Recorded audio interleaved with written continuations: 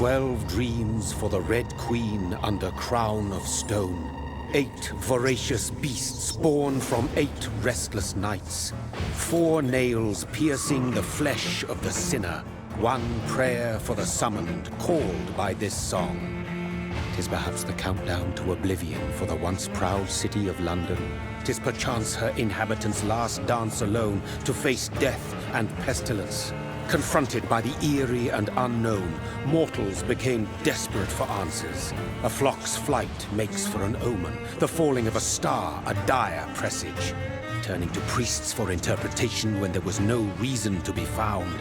When religion failed, men turned to science. I saw them build such vain cities, crafting machines made for endless war. New questions flourished as old answers withered. What is darkness but lurking sun? What is wall but enslaved stone? What is glass but tortured sand? What is song but a call to arms? What is hate but jilted love? What is life but death pending? Death.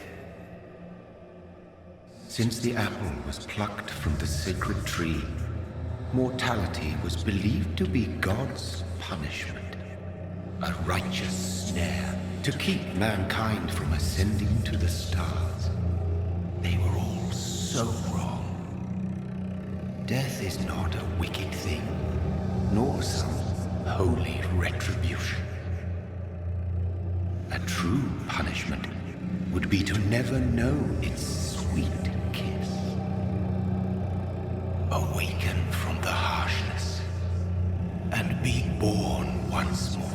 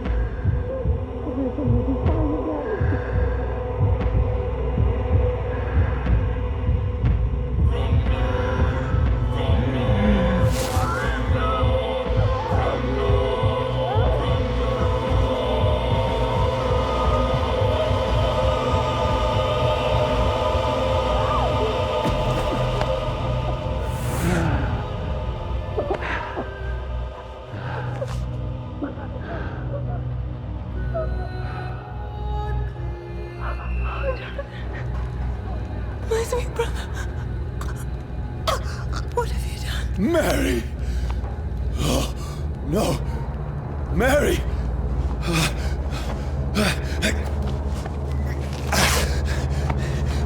Hold on! Please, hold on! Oh, God. Oh, no. Mary. Mary.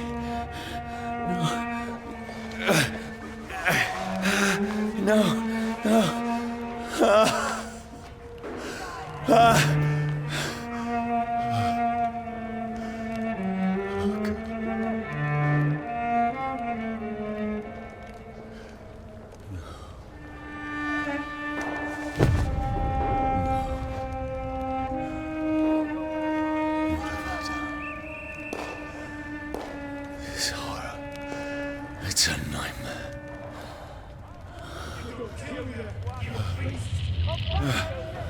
No! Please, a moment, let me explain!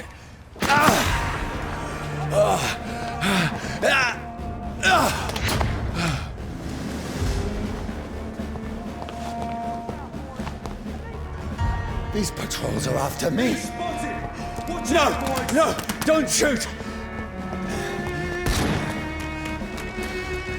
What's going on? Oh, Mary. What have I done? What's all this about? Shit, where'd it go? Bastards. Now, I can defend myself. Kill that thing! Over there! Who are you?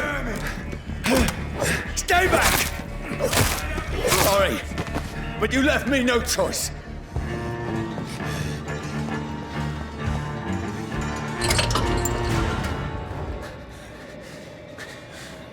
I mean you no harm. I need help. Die, you fucking leech! Please, listen to me. I can't make any sense of this. Shut up, beast! Who are you? What is this all about? What in God's name? I'll do the rest of the job. Just leave me.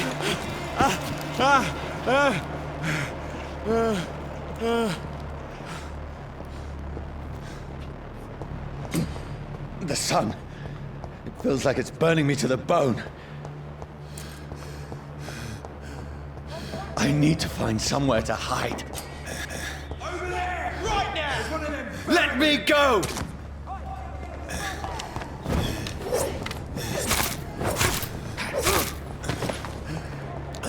I need to find shelter. Is anybody there? What is this place?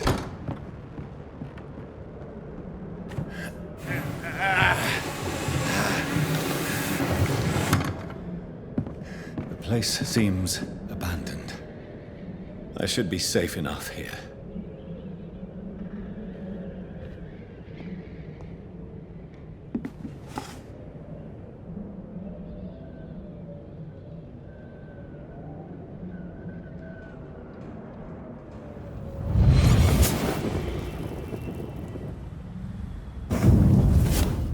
Brother,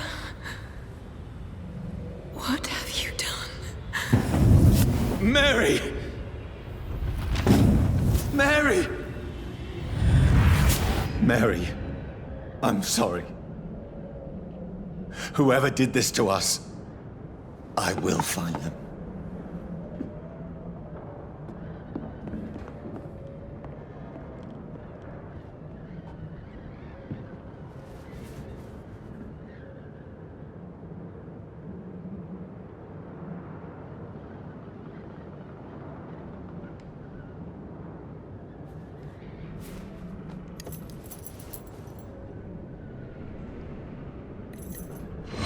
Wait. This one's dressed up fancy. Let's run through his pockets. Picking the dead's pockets? Are you serious? I've still a rent to pay. He's got no more responsibilities. What's this? Gold watch. Beautiful it is. We fancy it and share the takings. I suppose we are undertakers. Now, give him an Eve.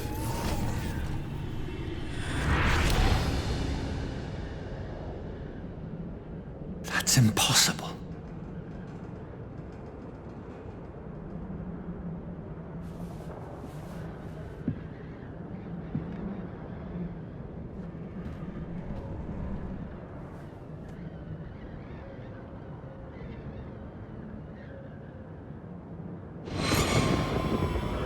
Dreams for the Red Queen that sleeps under crown of stone, that she might linger longer, her eyes as white as bone. Who goes there? A prayer for the summoned by warring song. A child born from darkness must take scent of his path. Who's there? Are you referring to me?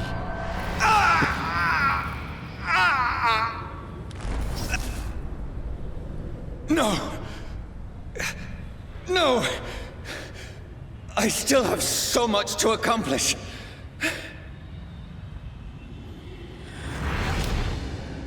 still have so much left that needs doing.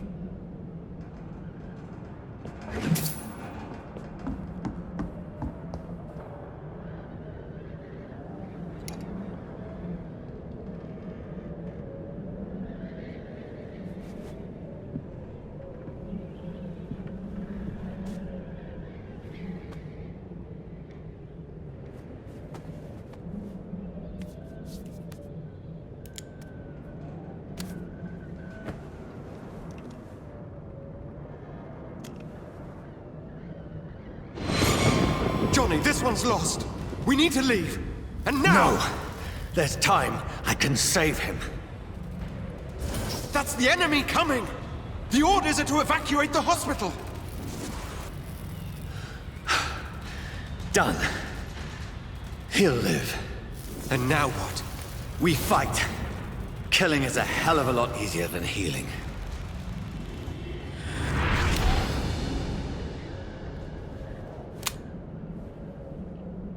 No, it never got easy.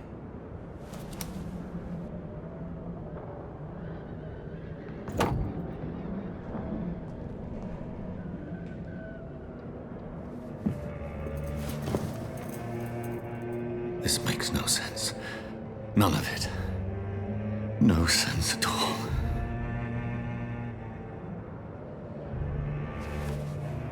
It's a nightmare. That's it.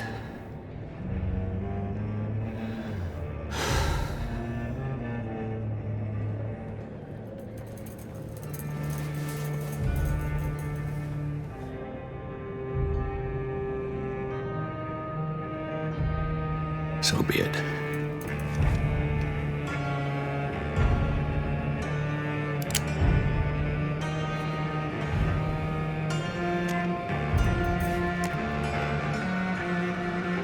Rational thinking only.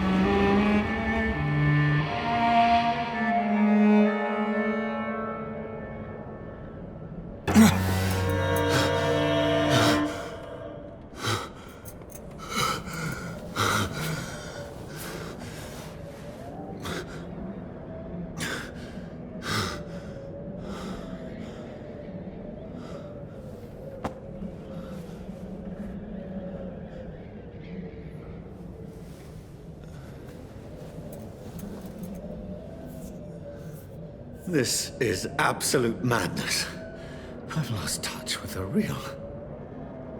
Madness it is, as mad as the moon, who takes blinding sunlight into a glowing reflection.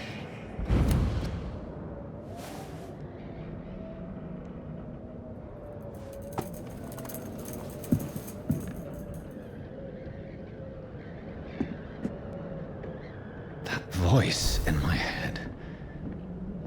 If I'm not mad, then it must belong to the one who made me what I am. I must find him to understand what I have become. Where is it? It's closed. These people want me dead. I need to leave now.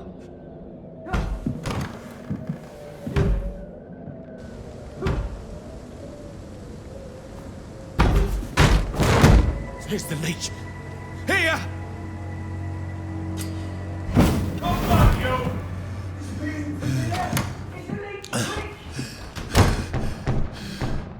My head's spinning.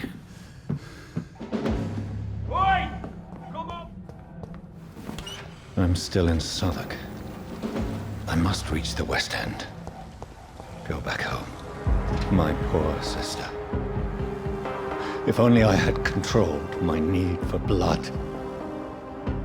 Mary, someone will pay for what happened to you. For what happened to us. I can't believe I'm doing this.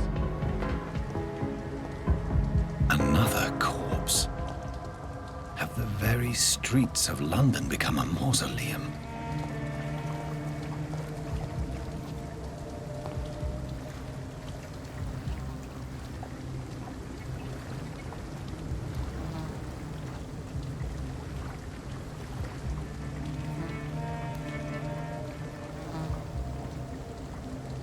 The man has been drained of all blood, but I can still smell the scent of it. I follow the scent's trail. Perhaps it will lead me to my assailant.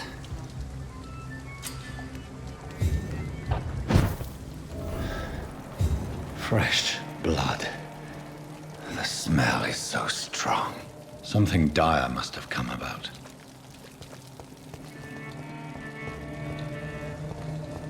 At last, a little life.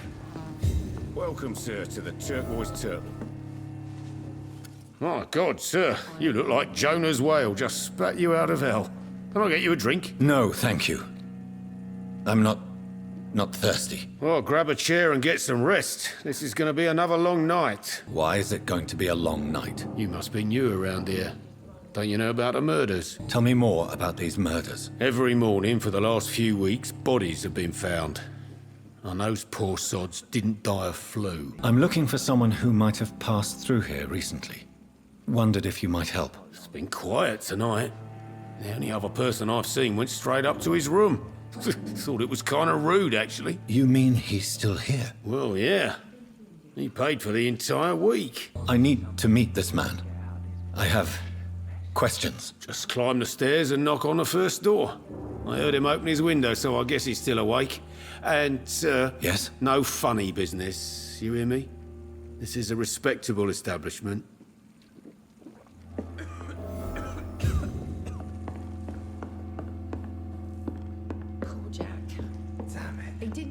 This is no place for you. Prewen has several patrols roaming the area. They do not pursue me. But they're looking for vampires, and they're most efficient. They'll not relent until the killer has been identified. I have a common objective, but I require... I think someone is eavesdropping. Are you certain? You might as well come in, whoever you are. Slowly, vampire. Who are you?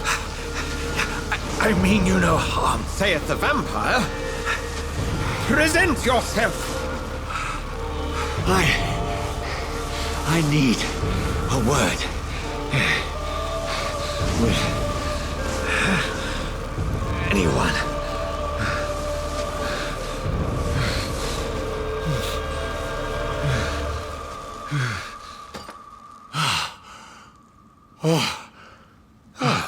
Well, that's something I can do for you.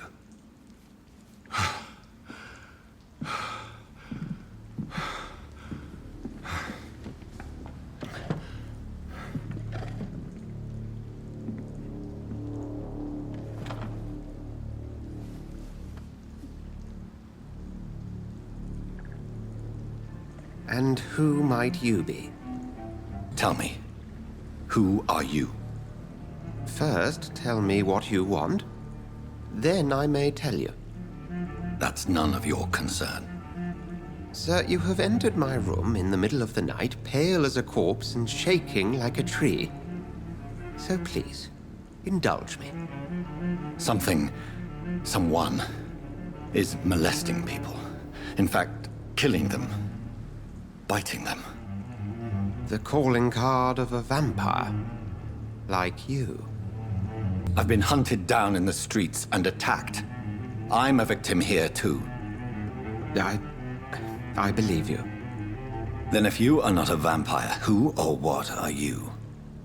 Dr. Edgar Swansea of the Brotherhood of St. Paul.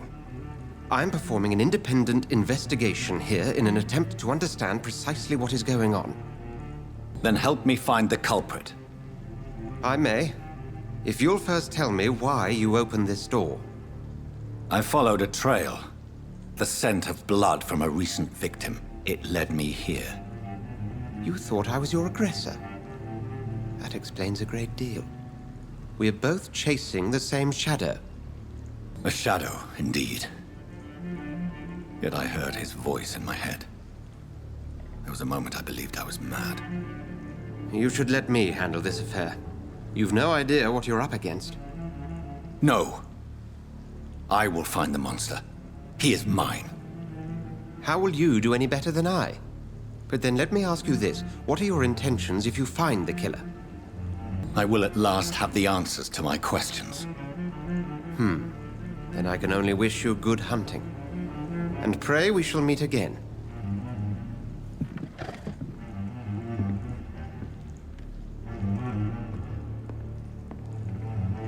If Swansea is not my attacker, it means somebody else came here tonight. Someone must know something. Evening, sir. Can I help you? I have a few questions for you. Well, if you must. I spoke to Dr. Swansea. He's not the man I'm looking for. Now, I want the truth. The truth? What do you mean? I suspect that someone else was here tonight, and I don't think Tom wants to tell me about it. I'm just the barmaid here, okay? If Tom says you're the only visitor we had, then you're the only visitor we had. I can feel your fear, madam. Please, tell me what's going on. It's Will. William Bishop. He came in here earlier tonight and he... Well, I thought he was going to clock someone. Tell me about this William Bishop. Will was a sailor who worked at the canning factory before he lost that job. A nice bloke, really. He's never been violent. Until tonight. Why keep it a secret? Why not tell me about it? Tom's nothing if not loyal. After Will lost his job, he offered him one ear. They used to be good mates. But recently, well...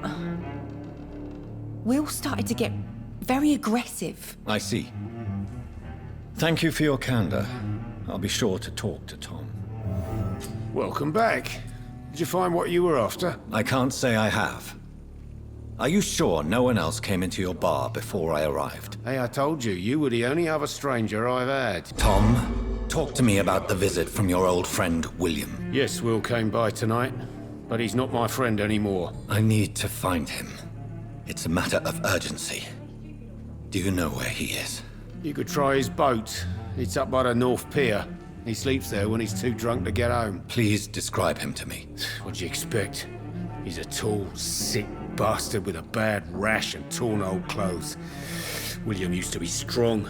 Now he's a mess. Thank you, Tom. If you see him, tell him I don't want him back here unless he cleans up his act, okay?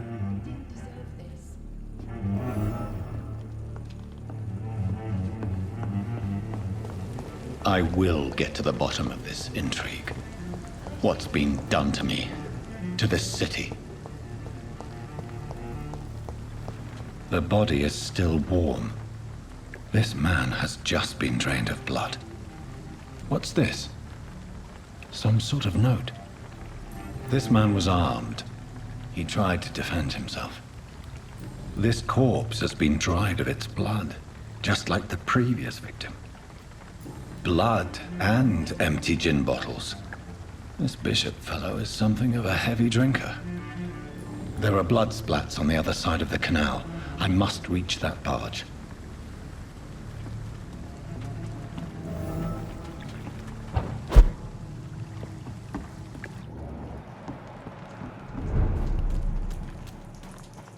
Fresh blood. The whole building reeks of it. The scent is so strong it makes me dizzy. I'm not betraying your trust. Use this first, you see. No. This place reeks of bloodshed. Oh, dear God. Not again. William, please stop. This creature is bedeviled. I must put it down.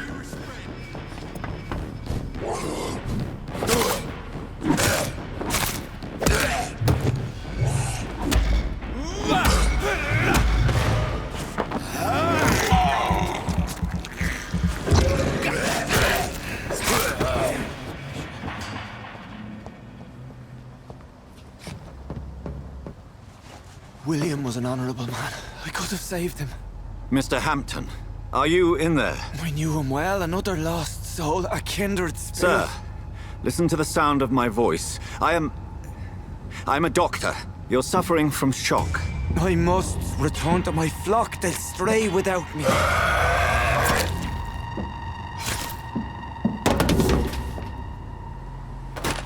Remember, certain skulls are every bit as resistant as we are. Who are you? What do you mean by skull? You truly are a newborn. I should have realized. Wait. You are the woman from the bar. Are you like me? Can you help me? I believe, sir, I already have.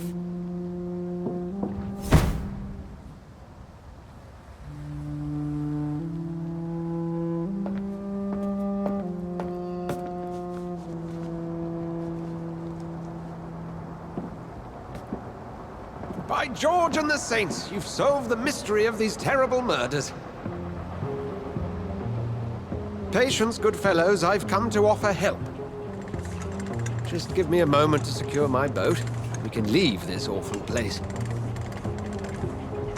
William was not the evil man they claimed. He was just taken by the thirst. He needed his drink. This man requires medical attention. We'll see he gets to the nearest hospital. No, please, I must tend to my fold. My flock needs me. There, sir. Go with the good Dr. Swansea. He's resourceful, and I'm sure he'll take good care of you. You'd best come as well. The sun is soon to rise, and you'll need a place to rest. I just need a moment. If I can learn something about what has happened to William, I'll be a step closer to understanding what happened to me.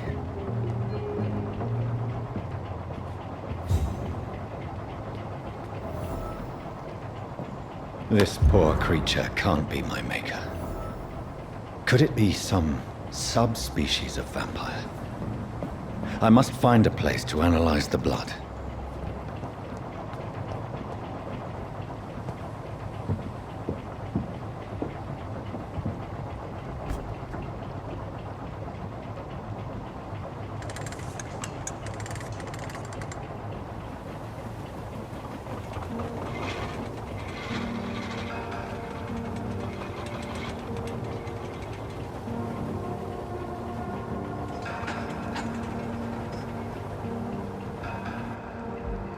Where are we headed?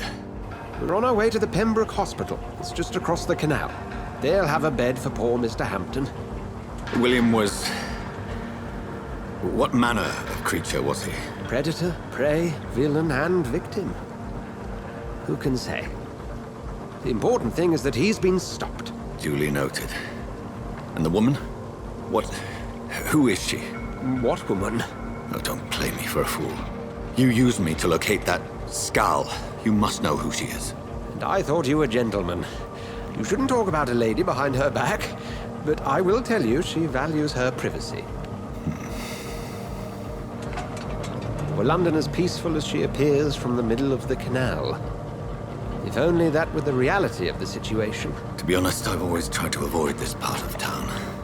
Pembroke Hospital is the last bastion between the rest of London and the epidemic. The flu has decimated the East End and the war still rages. Welcome to the front lines of a plague. This is where you work, Dr. Swansea? I am the administrator of Pembroke Hospital. I thought you were here in service of your mysterious order, the Brotherhood of... Of St. Paul's Stole, yes. But first and foremost, I'm a man of science. A physician, like yourself, Dr. Reid. How do you know who I am? No need for modesty. You are Dr. Jonathan Reid. A surgeon of some caliber and renown, if I'm not mistaken. You are correct, sir. I knew it! I had my suspicions. But when you took the blood sample from the corpse of poor William, I was certain. Dr. Reid. Marvelous. Have we met? I attended 3 of your seminars before the war. I have the utmost admiration for your research. And what a turn of fate. England's most esteemed blood specialist returns to London a vampire. That word, again. From a so-called man of science. I understand. Traditionally, the role of science is to refute myth, but when myth walks among us, the Brotherhood of St. Paul has dedicated its purpose to their study. There's so much for you to learn. Of that, you are right. Well, then let me be blunt. Join my staff at Pembroke Hospital. As a physician. I suspect you'll not find a better post of employment to contemplate your predicament. This is sudden. I was returning home to see my sickly mother. But alas, that was before contracting this affliction. Dr. Reid, take a moment to consider. The post would be for the night shift, providing a good explanation for your absence during daylight hours. You'll be adequately reimbursed and have a place to hide. I even had the forethought to bring some clean clothes. So, what do you say?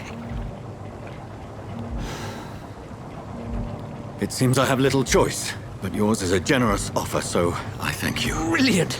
Oh, Jonathan, this is one for the book, and the beginning of a beautiful friendship.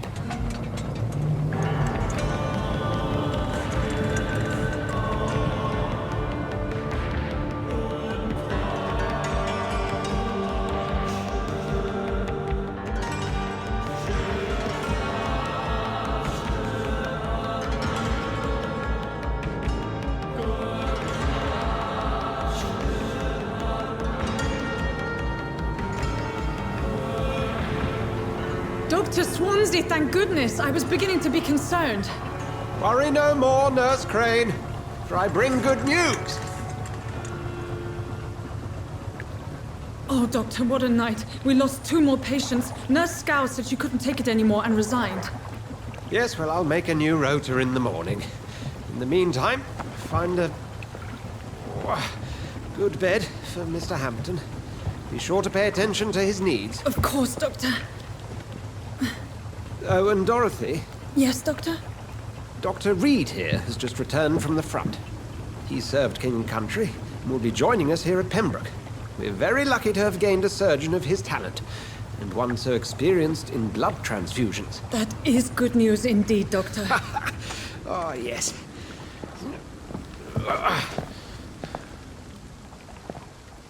Here at Pembroke, it's not what we have, but what we haven't. It's only thanks to Nurse Crane and the staff that our ship doesn't sink. If you have any questions, just ask her. Duly noted. Thank you. Your assistance is required, Dr. Swansea, immediately. Welcome aboard, Jonathan. We'll catch up after my rounds. Coming, Nurse Crane. I'm coming.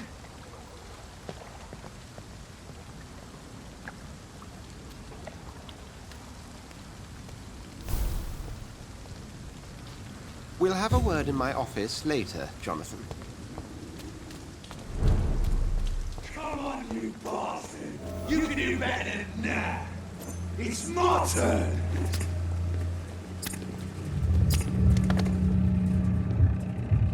Rotten or pristine, each heart contains the seeds of life.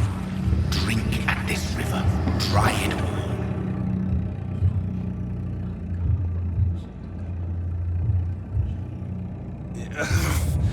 Oh, come on, you bastard!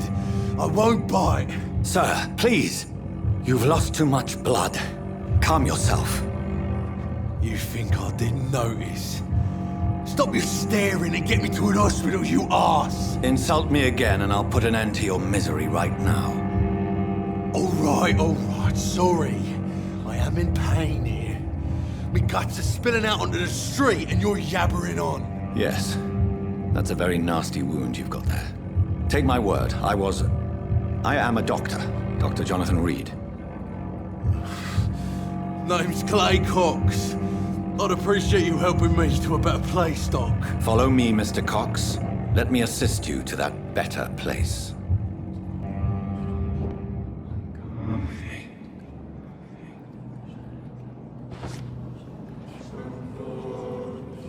Bring this fading light into the shadows. Dance with him the dance of life and death.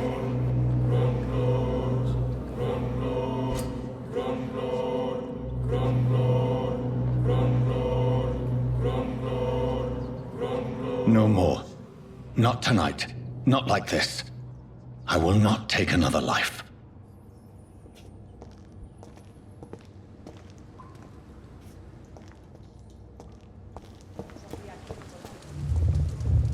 It is wise for the huntsman to sometimes let his prey go, but no famished hunter can run for long.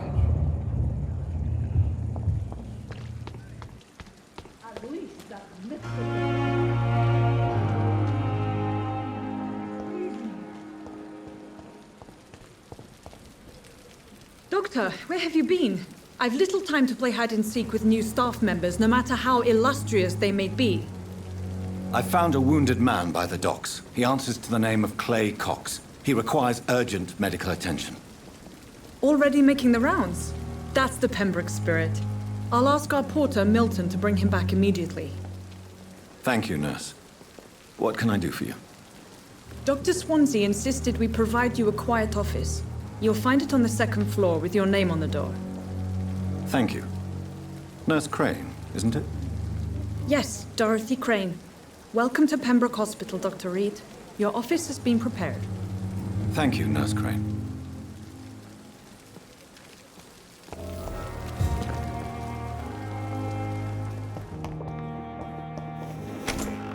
This must be the place. It's definitely away from prying eyes. Relegated to the shadows. A kingdom of my own. At least I won't be sleeping in a coffin. William Bishop's blood is much more unstable than human blood and shows extensive mutation. But this is not what happened to me. I must keep on searching. The sun is about to rise. I can feel it. I'll continue tomorrow night. I have so much time now. If I'm to stay here until my research is complete, I'd better learn to hide my true nature from the mortals. But what about my thirst for blood?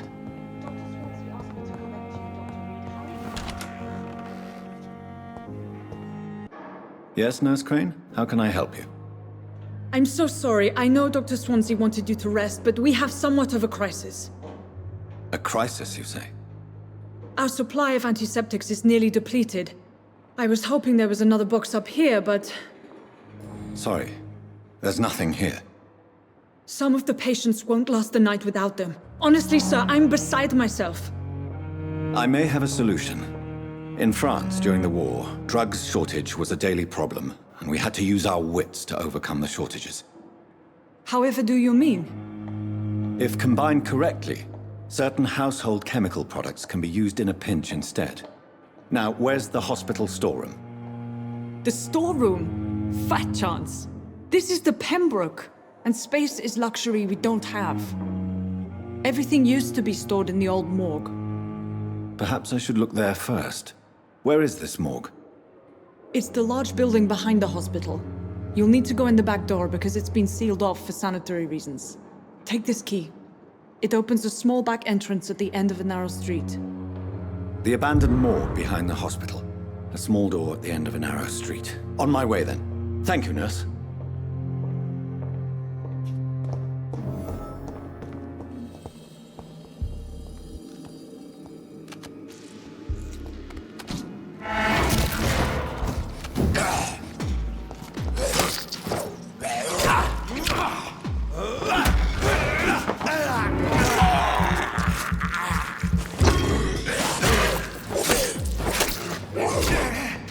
Behavior is similar to the infected William Bishop. Must be the same strain. This sickness moves faster than influenza.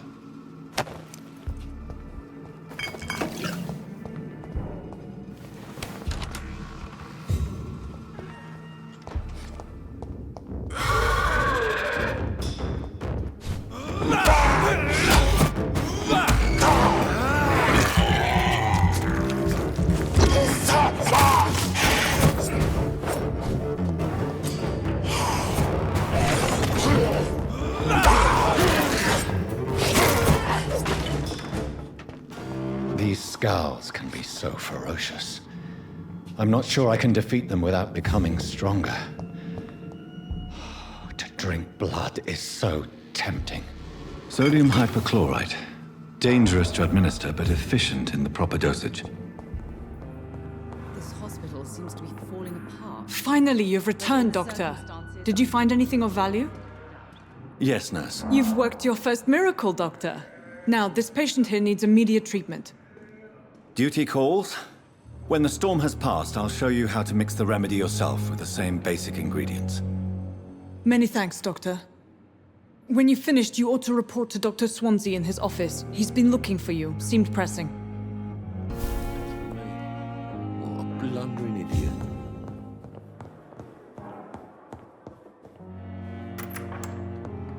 Please, Jonathan, come in. Fascinating, is it not?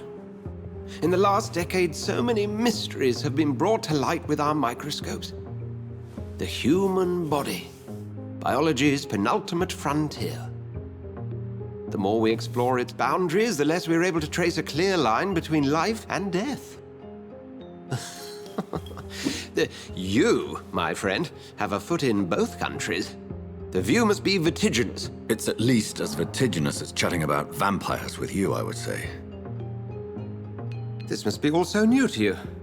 This area of town, the hospital, a brand new life. How stimulating it must be. I wish I could share your enthusiasm, Dr. Swansea, but my condition defies scientific categorization. Undead? Unalive? Immortality defies logic.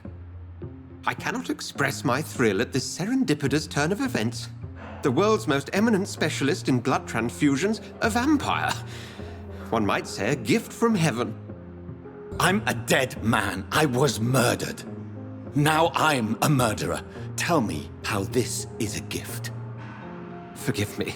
I've been an admirer of your work for a long time, and now you are so much more than a brilliant physician. And please, call me Edgar. I'm not some doe-eyed student, Edgar. I understand we both have something to gain from this relationship.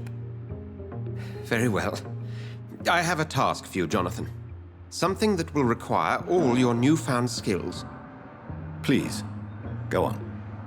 The Pembroke only survives through the generosity of our benefactors.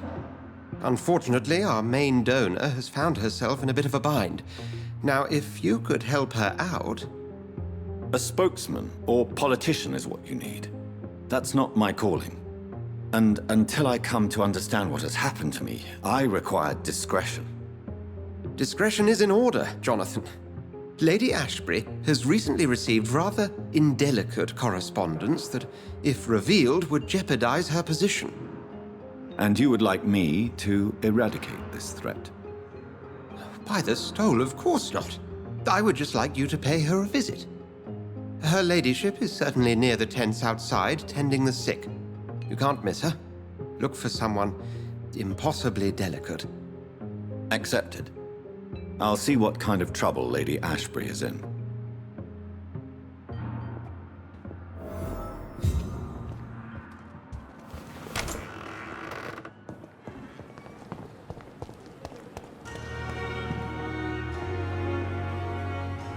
The flu took my dear wife, Emily. I take comfort knowing we'll soon be together again. Mr. Rainfield, that's no way to talk. You're in good hands here, and we'll be up again soon enough.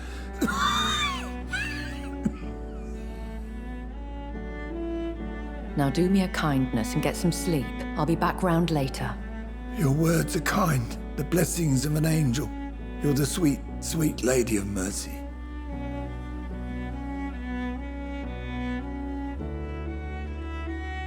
Good evening, Dr. Reid. It's a pleasure to see you again. You seem surprised. Dr. Swansea has brought me up to speed concerning your recent appointment to Pembroke Hospital. You're a the lady who saved me that night, before vanishing into thin air. I remember you from the pub with Dr. Swansea. Indeed. Allow me to introduce myself formally this time. My name is Lady Ashbury. I remember you well, in spite of the brevity of our encounter. Apologies. You've taken me by surprise. I'm very happy to see you. The pleasure is mine, Doctor. I hope you're more disposed to answer my questions now. You must have countless questions, but our rather urgent matter first. Swansea has explained. My cover, if you prefer, has been compromised. Dr. Swansea has commissioned me to be your agent in this matter. You could start by explaining what's amiss. These past insufferable weeks, I've been the victim of extortion. I've made a first payment, but the blackmailer grows greedy. I must refuse his most recent demands. Please continue. Every detail is essential. I'm your man. My embarrassment in this matter is eclipsed only by my shame at having put the hospital at risk. The threat from our anonymous scoundrel is clear.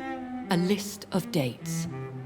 My visits coinciding with the dates of suspicious patient deaths due to massive blood loss.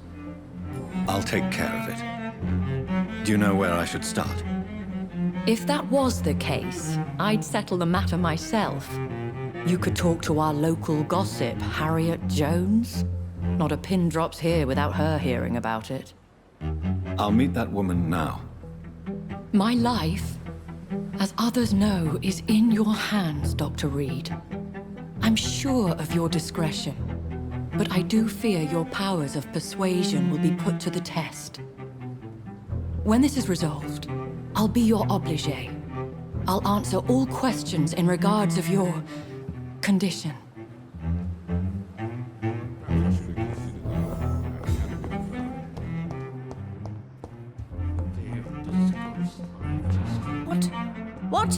What is this? Who are you? Get out of my room. There's no need for alarm, madam. I'm Dr. Reid, the new surgeon. Preposterous. Dr. Reid, you say? I don't want some bumbling intern. Where's Dr. Swansea? Please, calm down, madam. I assure you that I am highly qualified. I'm just back from war duty. How brave. Threatening an old defenseless woman. You know how long I've been a patient here? You've picked the wrong fight. I'm Harriet Jones. Harriet Jones? Indeed. I've been meaning to have a chat with you. You know what goes on here better than any other patient, I gather. Oh, better than any patient, nurse or doctor. I've seen so many vile undertakings. I heard there have been some despicable goings-on. Was there a case of blackmail? Blackmail? Wait. You're investigating something. This isn't a social call. One of those incompetent cunts slit a poor sod's vein. I assure you, madam, this is not an investigation into a possible medical error. Debauchery, then? Nurses Crane, Hawkins, Brannigans, whores, all of them. They can't keep their legs shut. I've seen them scratching slutty sores. Really? Well, if you have irrefutable proof, I'll not have the staff behaving in such a manner here. This is your business, Doctor, not mine. But I swear one of the nurses is cavorting with some man on hospital hours. Thank you for your time, Miss Jones. You've given me something to go on. See you on the next round.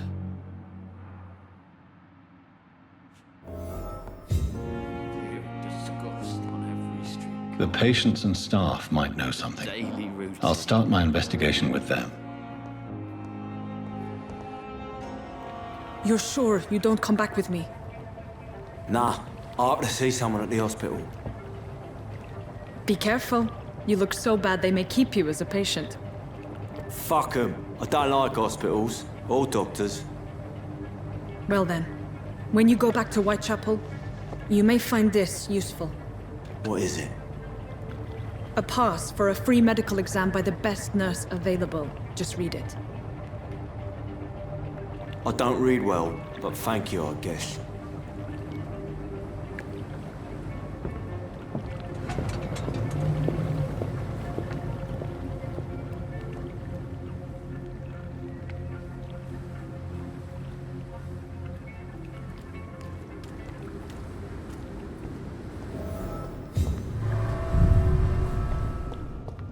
This man has been savagely attacked and dragged to the floor.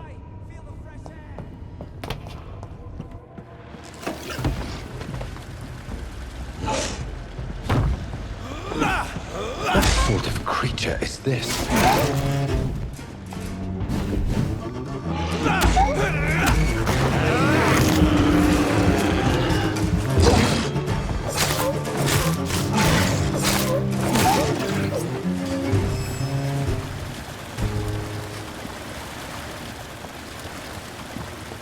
Here's what's left of him. Not a lot to check, but I should anyway. Some voucher for a free checkup in Whitechapel. What is Nurse Crane up to? I really must find her.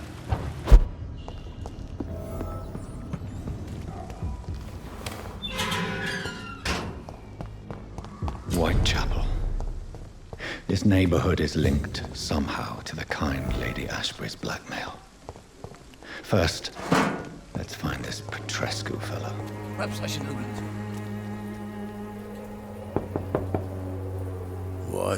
What do you want? Leave me alone. Good evening, sir. I'm Dr. Reid. I'm looking for Nurse Dorothy Crane. There is no Dorothy Crane here. Now goodbye. I'm afraid this medical leaflet says the opposite, sir. Really? Well, I'm afraid I'm going to close this door right now. Go bother someone else, Mr. Doctor. To enter that house, I must discover who this man really is. Maybe I could start by observing what he's up to.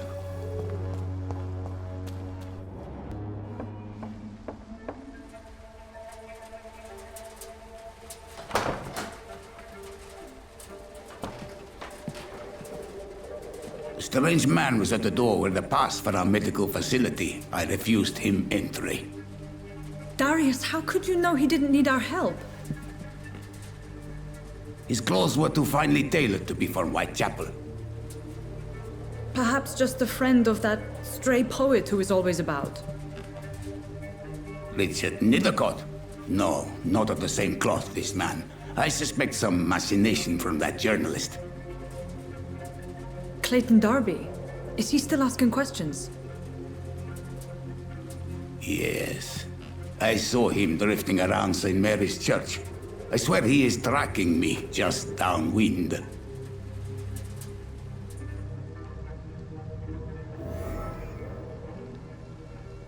I must talk to that journalist or the poet.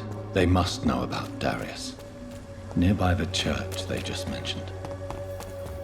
You are blinded by your false faith. Excuse me, sir. Are you familiar with this part of town? Name's Clayton Darby, reporter. Sorry, I'm new to Whitechapel. But perhaps you could help me since you're a journalist. My name is Jonathan Reid. Dr. Reid, the famous surgeon. I'll gladly help if I'm able, sir. I heard you're investigating an underground medical dispensary in Whitechapel. What do you know about it? Not much, I'm afraid. They are wary of strangers, and I'm not really an acquaintance of theirs. Why do you care? I'm afraid one of the nurses from the Pembroke Hospital may be involved with unsavory activities. Ah, could it be Dorothy Crane? Without a doubt, you are a damn fine journalist, Mr. Darby. What do you know of her accomplice, a man named Darius? I don't know much about the man. He's very cautious. Never goes out.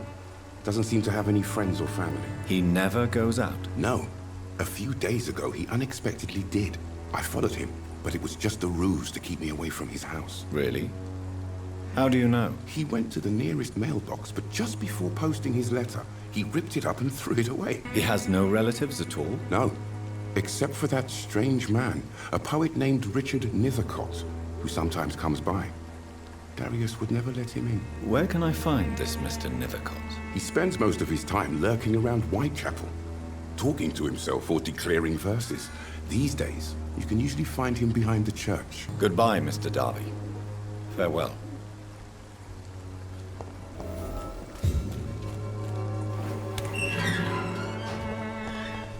Morbidity can breathe its own beauty and grace. Good evening, sir. I'm Dr. Reid. I would like to ask you a few questions. Please be my guest. Although I may not be the best informant regarding this part of town, my words speak about that which the eyes cannot see. Really? Are you an artist of some kind? I'm a poet, sir. Richard Nithercott, at your service. May I ask you a few questions about the district? Extraordinary part of town, is it not? I'll be glad to help you, if I can. What can you tell me about an old man called Darius? Darius Petrescu? Yes, I know him. At first, I thought he was only a small publisher. I invited him to publish my work, but his reaction was pretty clear. Not interested in your talent? Darius is an old political activist who takes delight in printing tracts and lampoons. Those communist activities only require mediocre writing skills. I'll leave you alone, sir.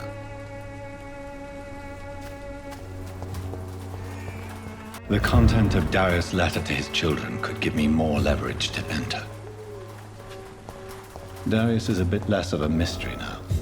It should not be that difficult to incite him to let me in.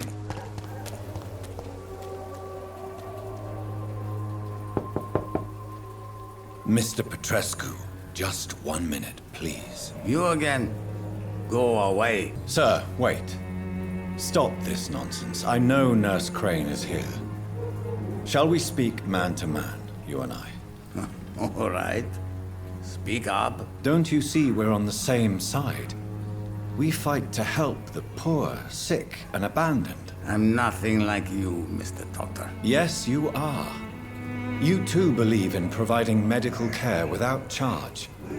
You know what we have to sacrifice to make the world a better place. I have to admit your words have conviction. All right, I'll let you see Dorothea. Don't make me regret this, though.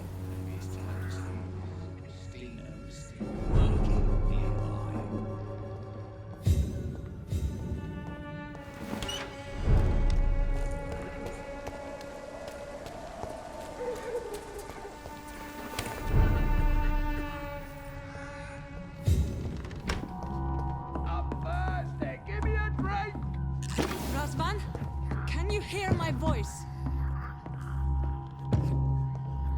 I need help! What do we have here, nurse? Patient Razvan Vasily, high fever running on 3 days. Complaints of dizziness, muscle aches, and head pain, diagnosed with influenza. Treatment? Aspirin and salicin for the fever and discomfort.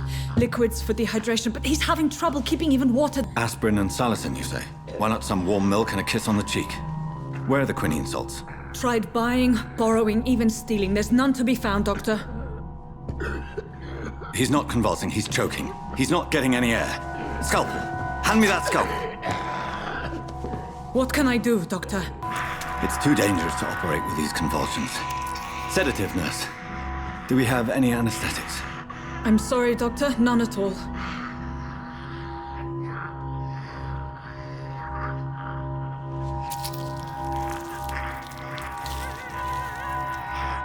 I need to perform a tracheostomy. Short pipe. That rubber tube will do.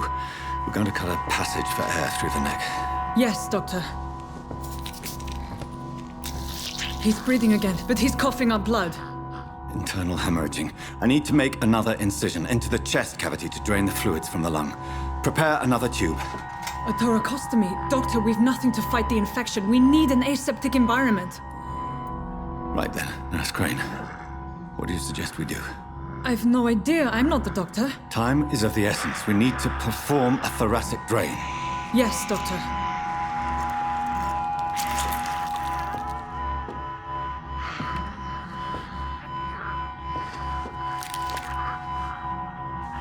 He's still bleeding, Doctor. I'm losing his pulse. The drain must have punctured the intercostal artery. There's too much blood. Are you all right, Doctor? I can't see.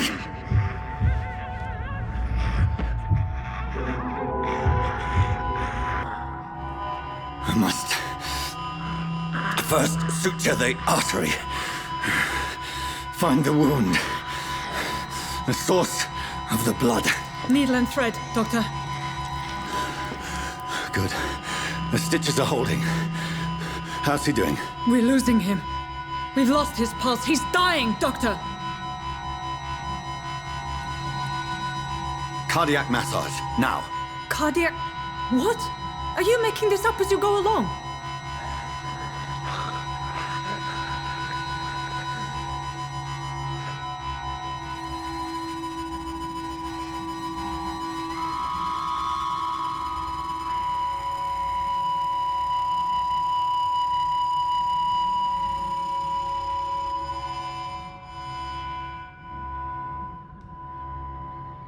We've lost the pulse. He's gone, Doctor. Nurse, we did everything we could. Truly? Everything you could? Is that how you'll report this in your log? Is this how the war went? Piling up one poor corpse beside the next? This was not an influenza-induced seizure. I've never seen symptoms like these on the continent. Neither have I. But the previous symptoms leading up to this attack were the same, indistinguishable from the epidemic. No. There was something more vile in these reactions. Something primitive. There have been numerous reports of mental breakdowns caused by the fever that accompanies the flu itself, Doctor. Yes, but... I'd best take some samples of the blood for analysis.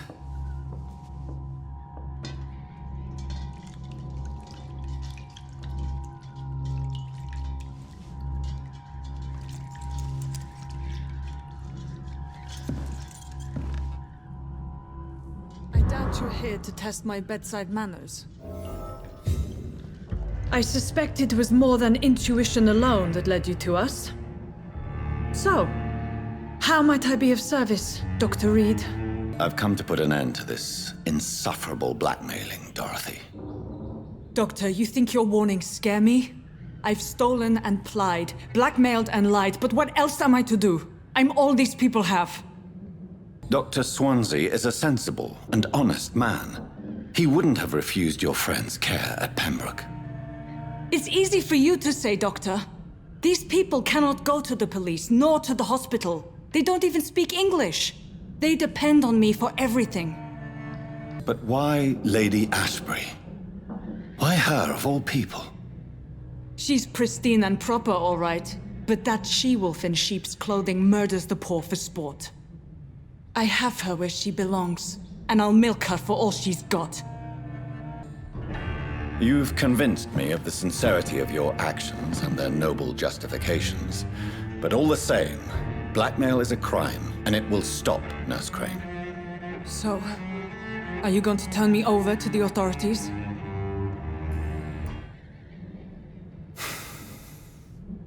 No. Your place is here. Jailing you would be an even greater crime. So, here is my proposition.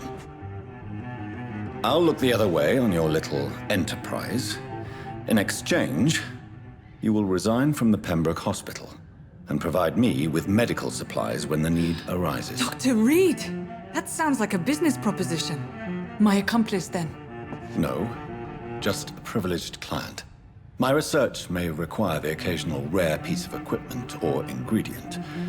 I'll pay good coin in exchange, fair and honest, to help finance your noble endeavors.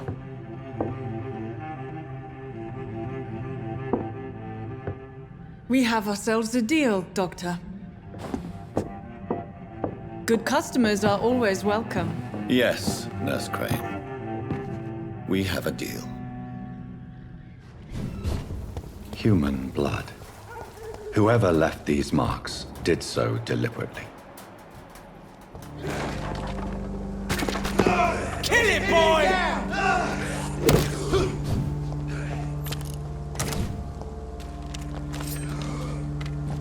Die, vermin!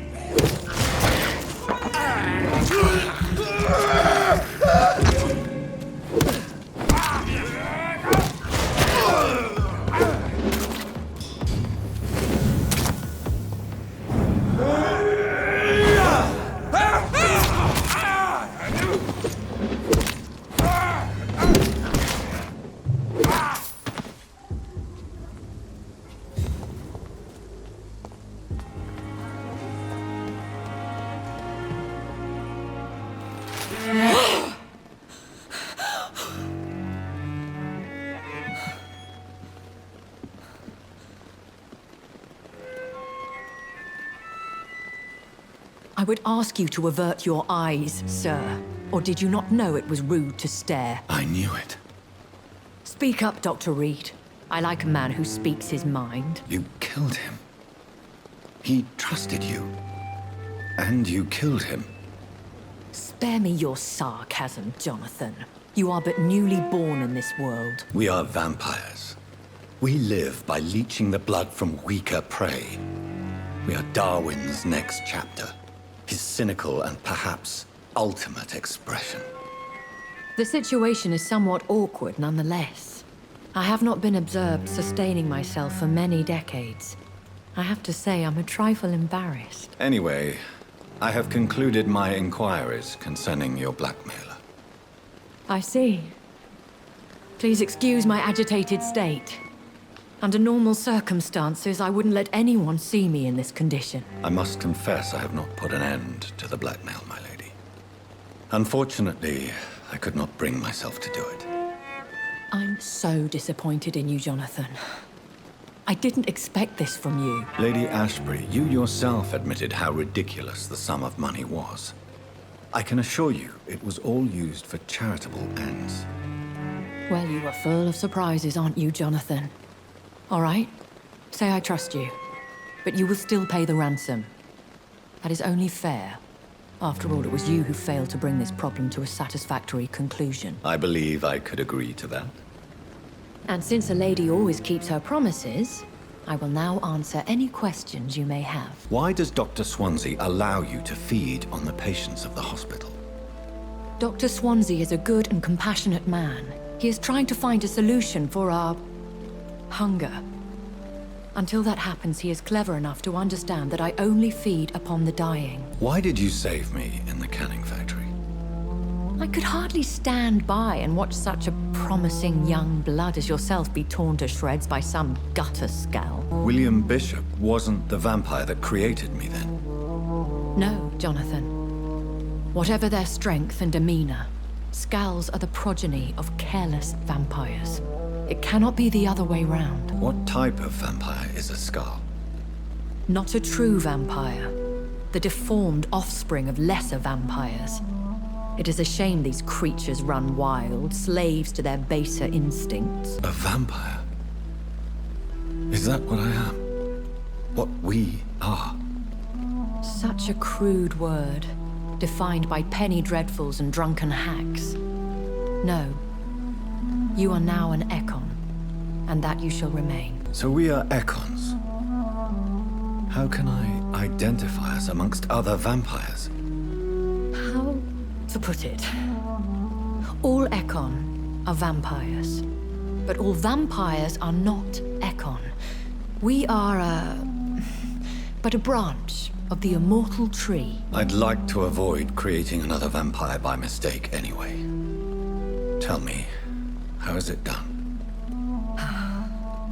The process is dangerous. It could even kill your potential progeny. If you did decide to sire an offspring, they must drink of your blood, Jonathan. I've been away from London and England for 3 years. This isn't the city I remember. Things have gone from bad to worse here, Jonathan. I've lived in this city for a long time, and I've never seen it like this. The Spanish flu has hit London that bad. Yes, but it's not just that. I've heard things. Things I've not heard for a very, very long time. There are whispers in the shadows.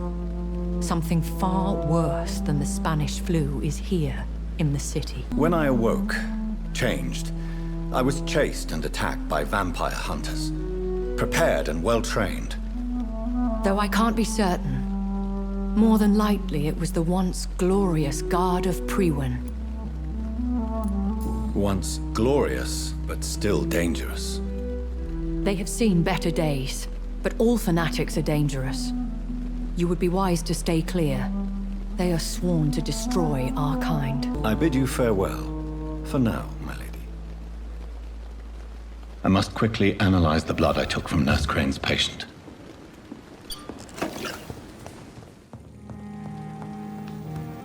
Razvan Vasily was infected by Spanish flu, but also has the highly unstable blood of the Scowls.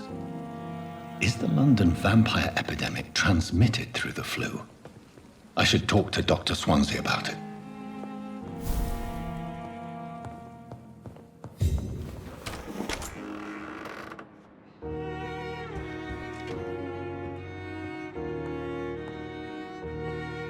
Evening, Edgar. Could I get your professional opinion? Please speak, but I have something important to tell you. This strain of flu, it's very different from the one I saw in Europe. It's downright peculiar. Really? What makes you say that? I've just looked at the blood of one of our recently deceased. I see. Do you have anything more to go on? This disease spreads and looks like the Spanish flu, but its effects differ greatly. The London strain is different from the continental one. This is very interesting. Did you find something else? Yes. Unlike the flu, the infected begin to show an increase in outwardly aggressive behavior. More than simple agitation. Once docile people become violent. You mean like rabies? Is there a chance we could create a vaccine, Jonathan, like Pasteur? By the stove, that would be smashing. There's a lot we're not seeing here, but it is spreading, and quickly. If we don't act, the whole city could be lost. But Jonathan, we've a fantastic opportunity sitting right here in front of us. A weapon of choice. What on earth do you mean? Why, you, my dear boy. With your expertise and your blood, we could isolate the properties that course through your veins. Think about the possibilities. I admit it did occur to me. Blood seems to be the common factor in all of this. I totally agree. We're in uncharted territory here. Maybe it's just wishful thinking, but imagine the possibilities. We'll discuss this more later. Thank you for your time. No, thank you, Jonathan. But as I said, I needed to talk to you. I have some rather bad news. Yes? I'm afraid it's your sister. My sister? She's to be buried this evening at Whitechapel Cemetery. Your mother published the obituary this morning. I see. I'm sorry, Jonathan. Please accept my condolences.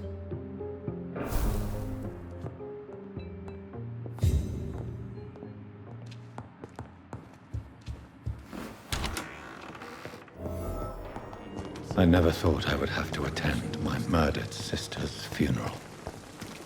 Mary, I can't forgive myself.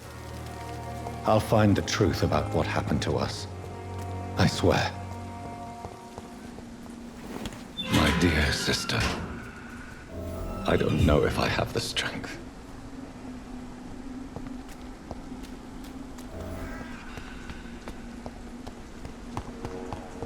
Since I can't reveal myself to my mother now, I must find a discreet spot to attend the ceremony.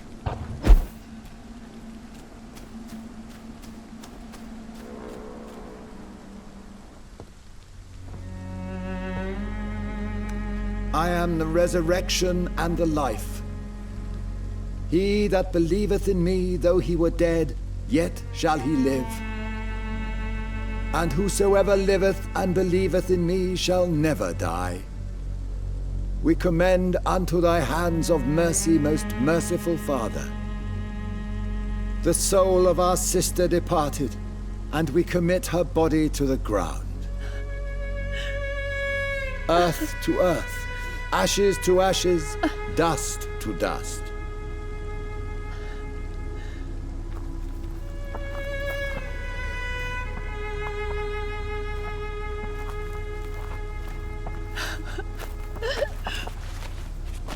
Why kill my Mary and stick her here in this cold, god-awful place?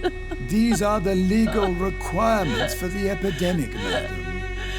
Oh, Avery, I feel so tired. Please take me home. Yes, madam.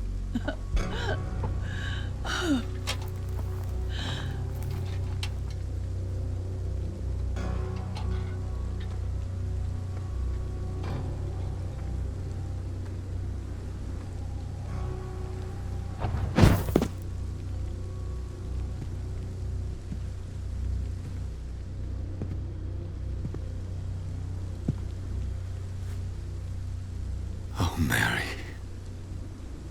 What have I done?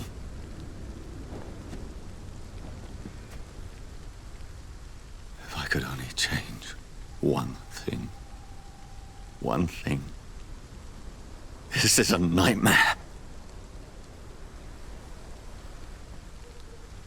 Jonathan, there is nothing you can do but accept it.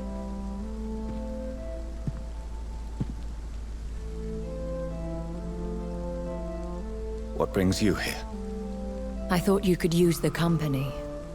I am so sorry for your loss, Jonathan. She was a good person. Vibrant, full of life. She was kindness incarnate, my Mary. You're a good person, Jonathan. And a young Ekon. A newborn cast into the night without so much as a candle to guide your way. She had been scouring the most dangerous parts of London in search of me. And it led to her death. Jonathan, don't. I still hear her last thoughts. They echo in my head. Her mind shattered, and it haunts me. Jonathan, stop. Listen carefully. You must come to terms with this. You must learn to live with what happened. How can I? I've destroyed my family. My poor mother. I can't even console her. Don't you see? You're doing the work of our enemies, feeding your remorse. We are weakest when we grieve, and the guilt blurs our senses. And so this is why you're here. To warn me. You've felt this pain yourself. You too have endured this. I don't want to lose you, Jonathan. I've lost so many friends. Loved ones I cherished. Pray for Mary's forgiveness, if you must. You may be right. Of course. I've stared upon this world for centuries, and time has taught me to deal with guilt, if not erase it. What should I do then? St. Mary's Church is not far from here. Go there and make your peace. Find the solace you need. My lady wants me to confess. No, Jonathan. It's you who wants to confess, I think.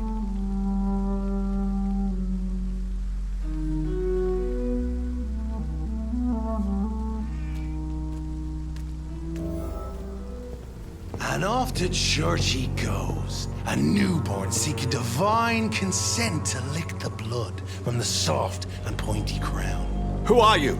Make yourself known. Newborn, you reek of guilt and pointless compassion. Shed your skin, forget your old weaker self. What do you want from me?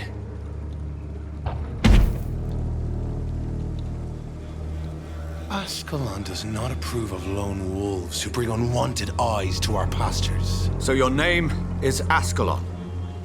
Ascalon's will is vampire law.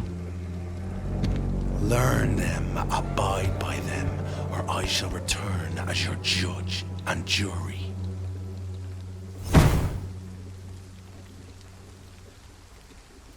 These immortals try my patience with their plans and unsolicited counsel.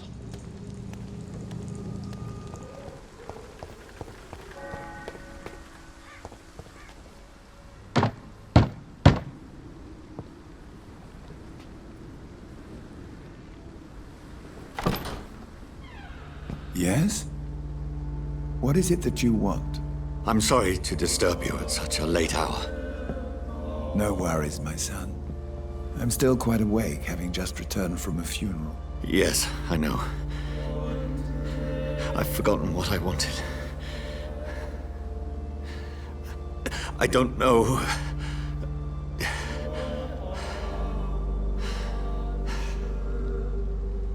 May I help you, child? You seem somewhat perturbed. I haven't the strength to cross the threshold.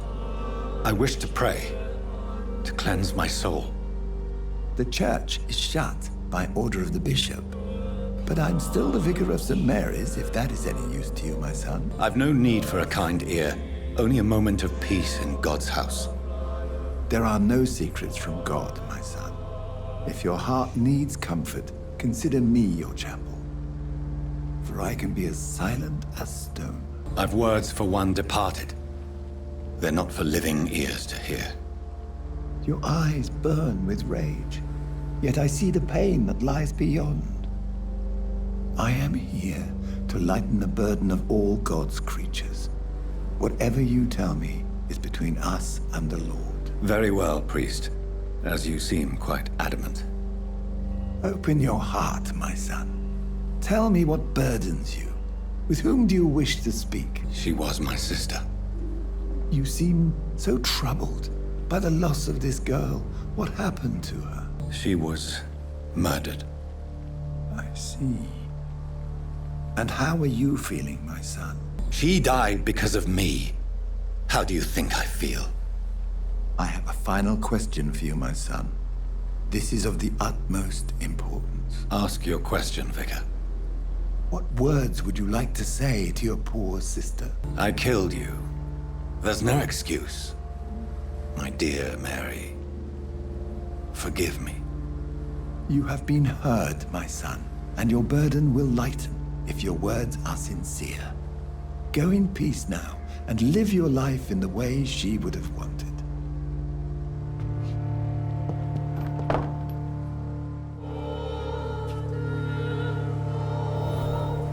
There.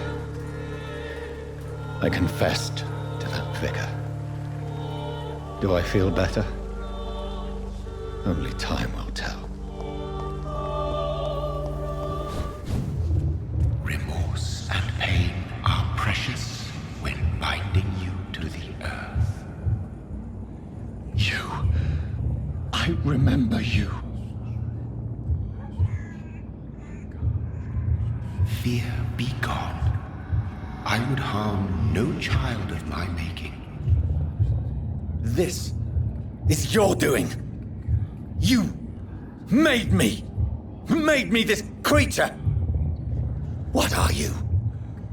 I am the land. You are our champion. You selected me, chose me. As shall my children yet to come. What is it you seek? This age is sickly. An ancient poison, an older rage, brewed in a cauldron newly forged. This has something to do with the epidemic. Seek truth, my champion. Defeat the serpent of knowing with iron spur.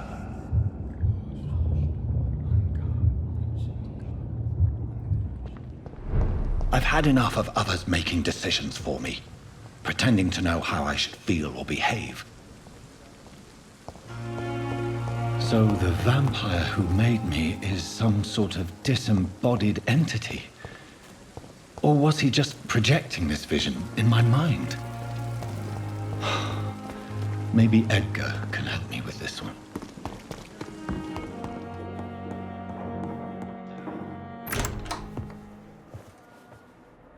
God protect us. You've got a leech in the hospital. Yes, my hospital. My mission is to heal while you go about warring. You've set the table for a snake. I wonder why there's venom in your food. I'm growing tired of your song. You're a woodsman, McCallum, not a doctor. Return to your hunt. Remember, I've a good nose for machinations. I can flare the scent at a mile. You can't hide from the god. Leave him, Jonathan. This is sacred ground. Neutral territory. And I just had the carpet cleaned.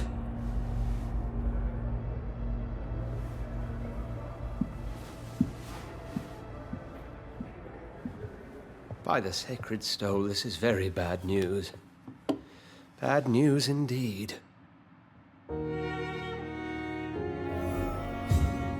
What happened? The hospital has been attacked. We have injured patients, at least one dead and several missing. This has spiraled out of control.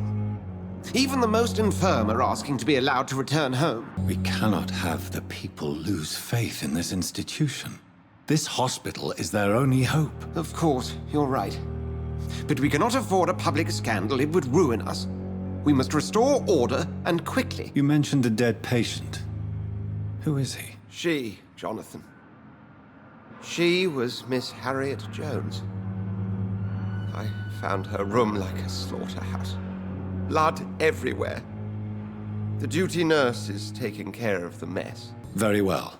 I'll help you. I know this place means something to you. I have noticed how you suppress your appetite when around the staff and patients. You need to know you can trust me, Edgar. I do, dear fellow, I do. Please then, tell me. Sean Hampton, the man we thought we'd saved at the docks. It seems he was infected after all. So Hampton became more beast than man. Exactly. And now Guard of Prewen suspects the hospital of vampire activity. Do you realize what that could mean for us? Well, they are not far wrong. The hospital is almost crawling with vampires. McCullum is a fanatic. The Guard will stop at nothing. You don't know what they're capable of, Jonathan. Very well. Since I brought Mr. Hampton here, I will put an end to this.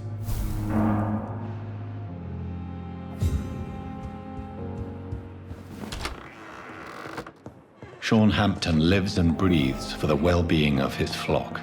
There's no other place he would go but the docks.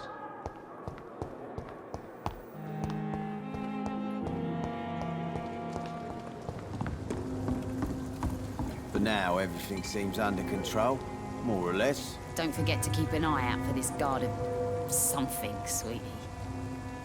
Good evening, sir. Who the fuck are you? Don't you see I'm busy here? Dr. Jonathan Reid, that's who I am. And who are you? Ah, some fancy gentleman we've got here. Clear off. We don't want strangers on our streets. So you won't tell me your name, then? The name is Booth Digby. Maybe I'll ask my boys to break one or two of your bones, just so you remember it. Do you know where I can find Sean Hampton? I need to talk to him. The sad saint. Why on earth do you want to talk to him? He was one of my patients at the Pembroke Hospital. Oh, yeah. I heard the poor bastard had been abducted by some cunt. You better ask Tom Watts. He knows Sean Hampton well. Goodbye, Mr. Digby. I hope I live long enough to see them wet. Times like these, a good drink's just as likely to cause a problem as to solve one. Good evening, Tom. Good evening, sir. How are you tonight? Back to the docks, are we? You remember me, then? Of course I do. You're that man who seemed so lost when he entered my bar a few nights ago. Thank you for your hospitality. I'm Jonathan Reid, by the way. I'm still Tom Watts. Welcome back, Doctor. Tom, I need to find Sean Hampton as quickly as possible. I've been told you could help me. I heard the sad saint was recovering at Pembroke Hospital. Did he leave or something? I believe he returned to his flock. Can you confirm that? Oh, I bet you're right. Sean can't help but worry about the poor and sick. Oh, I guess it has something to do with what happened to him as a baby. Please, tell me. Well, I don't like to gossip, but I heard that the sad saint was abandoned as a baby in front of a Catholic orphanage in Dublin. That would explain his faith and need to help everyone. The important thing is I find him, quickly. Why not try his night asylum? He takes care of those who need a meal or a roof there. Where is it? It's in an old warehouse, northwest of here. Just follow the bank to the west and go north when you reach the end of the pier. Goodbye, Mr. Watts. The wounds on this corpse are deep, the result of rabid rage. If this is Sean's doing, he's become a murderous beast.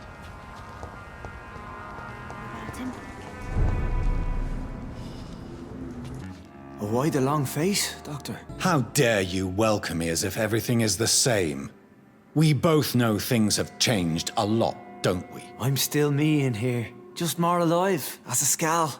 It's a new beginning, Doctor. Since you left Pembroke, the amount of blood that has been shed, it's hard to believe you, Sean. Ask what you will. As the Lord is my shepherd, I will not speak a lie to you. Why did you kill Miss Jones at the Pembroke Hospital? Killed old Harriet? You must be mad, Doctor. Why would I do such a thing? So you claim Miss Jones' death was not by your hand? nor the other incidents at Pembroke. Though Harriet was an angry, spiteful woman, she was one of God's creatures. I have nothing but love for all he has made. People have been murdered. I've seen the blood. I don't believe you can be trusted. Have a little faith, Doctor. If you will follow, I will guide you to the light. How do you plan to do that? Take this key of the old sewers. The entrance is by the riverbank, south from here.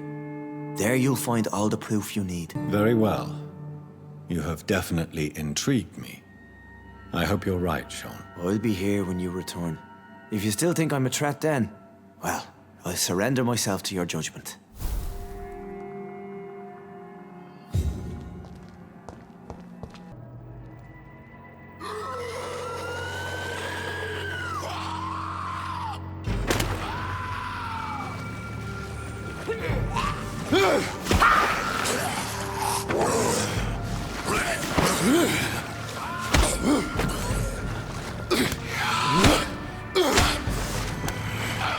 These maggots have escaped the wrath of Ascalon for too long. It is time to purge the sewers of their filth. You again. The one they call the sewer dog. Hold your tongue, newborn, or I'll crush you like a maggot. You've let the beast consume you. Finally, a touch of lucidity. You shall learn to respect the laws of Ascalon. I am Fergal Banshee, the hand that crushes all.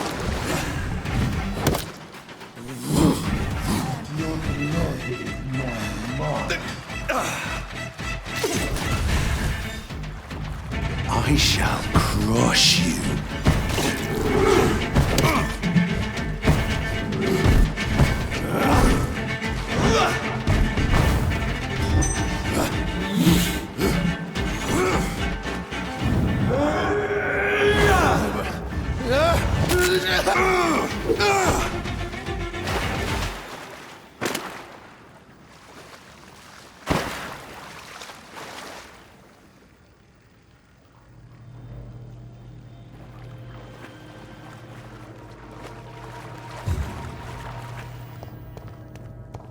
At least one skull escaped Fergal's wrath. The final hour come, Ascalon. They found us. No. Safe we are, still. Drink now. Bless you, Richard.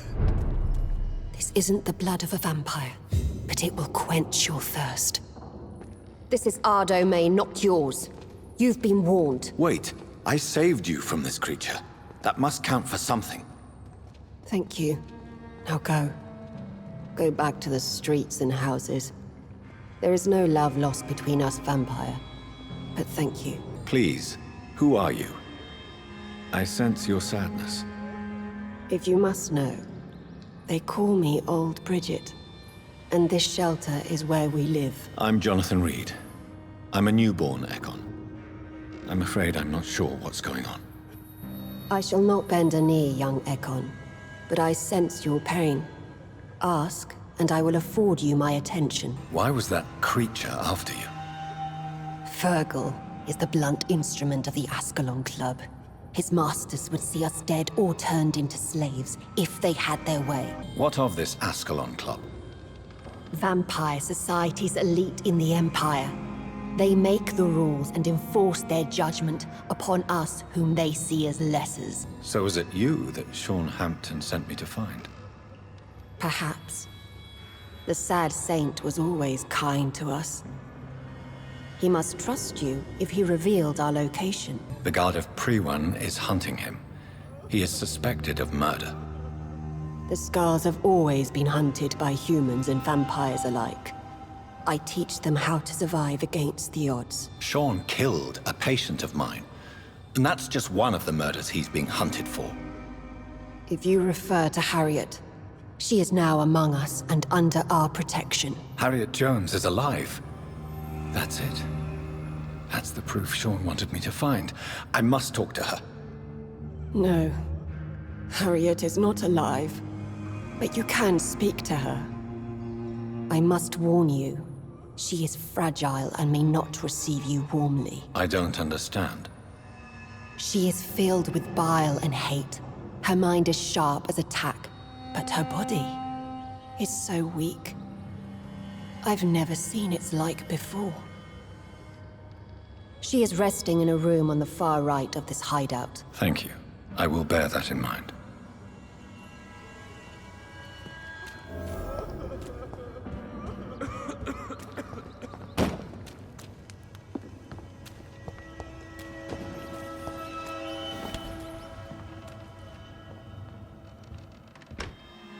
Hello, Harriet. Do you recognize me? Yes, you were from the Pembroke Hospital. The young doctor. So full of secrets. I've so many questions I need to ask you, Harriet. If you would. I love questions. As for the answers, you may not like them. Your room. The blood. What brought you to fake your death in such a gruesome fashion? To see if I would be mourned. Why flee with Sean Hampton? Oh, it's always a pleasure to see a saint fall to sin. But the coward still won't kill. Do you take pleasure in causing so much pain and sorrow? Nobody gave a damn about me. Not a tear shed. Poor Harriet. Always the discarded. I have a question of the utmost importance to ask. Will you answer? Questions, questions, questions. The good doctor, always searching for answers. Do you remember what you did after leaving the hospital? Did you kill anyone? First, a question from me. You answer first. Very well then. What do you want to know? Are you like me? Are you also dead? We are not dead, Harriet. Death no longer pertains to us. We are different. I like what I am. I truly do. I relish the pain that courses through me. I know you fled the hospital with Sean Hampton. Did you or Sean kill anyone in your flight? Anyone? Try and remember. I will not lie. I wanted blood, and I wanted revenge, and Sean pulled me from it, brought me here instead. But the shadows heard my prayers. The shadows killed that bastard. Shadows? Tell me what you saw. The shadows, they heard me and answered. Something in the deep darkness, quick, deadly. It asked me if I wanted revenge. I answered, yes. And these shadows, this presence, do you still hear it? Was it a vampire? Did Sean see it? It spoke only to me, and now it is silent, but it is born of hatred. And it will kill again. And it hates you, Doctor. Oh, it hates you. What makes you say that? It whispered your name, Dr. Reid. It wanted to know who you were and where you went. Questions about me? What did you say? Nothing, Doctor. I said nothing. There was nothing it didn't already know. Oh, I'm tired now. Let me rest.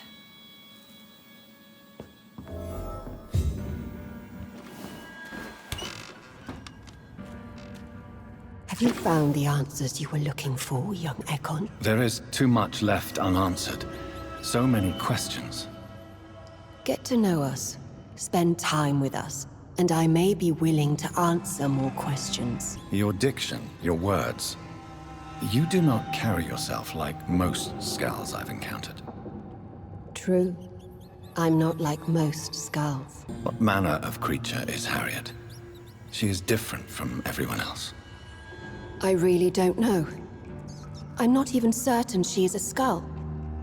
I've no idea as to what blood made her. What is a Skull, in fact, in your honest opinion? The progeny of a vampire, disavowed by her maker. Perhaps a fruitless branch of a noble tree. a word used to enslave us. I cannot say. You mentioned that vampire blood has tremendous potency. You believe it to be stronger than your own? The vampire's sweet blood. That rich, dark wine that we crave. For it made us, and it can sustain us. I thank you for your time, madam. I must go back to Hampton now. Your kindness has been ample payment, Egon. To protect us, I'll close the access to our hideout, but you can use our shortcut to reach Mr. Hampton's shelter. Just follow the arrows. Thank you, old Bridget. I hope we'll meet again.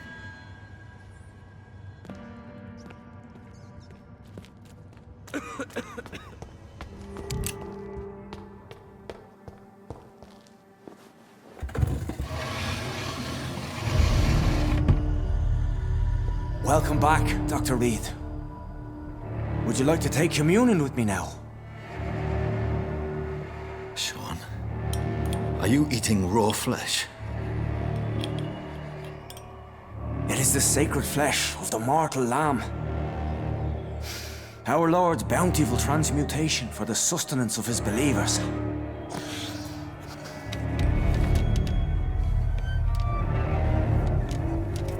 Thank you, Lord. I am your most humble servant. So, true to your word, you waited for my return. I told you, Dr. Reid, I was a man to be trusted. Did you have words with the poor Harriet? You make no distinction between the living and the skulls, do you? We are God's children, Dr. Reid, one and all, and he's determined to save us. Harriet, Miss Jones, has been behaving in a most violent manner. She's going to need special attention. That's precisely the reason I brought her here. To meet old Bridget. She's the guide Harriet requires. Harriet is possessed by her hatred. You cannot let her roam free. She's dangerous. She has joined her own kind, Doctor. Old Bridget is a saint to the younger Skulls, guiding them to salvation and peaceful existence. I believe I've learned all I need to know. I'm certain you've killed no one, but one day I believe you'll cross the line. Logic is a false prophet. Faith is the only path to salvation. What do you mean? We have been blessed with God's eternity. We are the instruments of his divine will. We shall feed the hungry forever and ever. Amen. I haven't the luxury of being able to satisfy my hunger on staunch blood and lifeless flesh. Give yourself over to God, Doctor. Expel your urges and kneel before the Lord in praise. These urges. You know the hunger will never be satisfied. I've come to embrace the everlasting craving. I have sworn to feed only upon the flesh of the dead. It is now my sacrament. Take, eat. This is my body. So saith the Lord. My discoveries. Vampire blood would enhance your metabolism, perhaps even heal you. If what old Bridget says is true, I'll give you some of mine. I'd rather not. It would be extremely awkward. You have no choice, Sean. It's the only way to protect your chapel, those still amongst the living. No, Dr. Reid. God made me this way. Who am I to disobey his will? You believe that God's plan was for you to be abandoned at birth. The Lord works in mysterious ways. I can't imagine God intended for you to be molested by a priest in an orphanage. Drink, friend. No. I said kneel and drink. Now.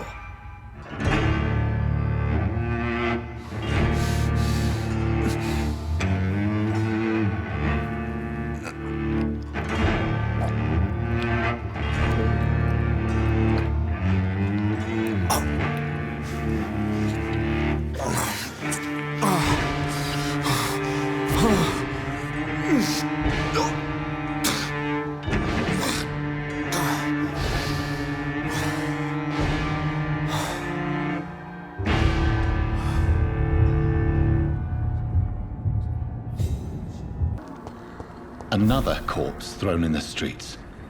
Someone's playing a very sick game.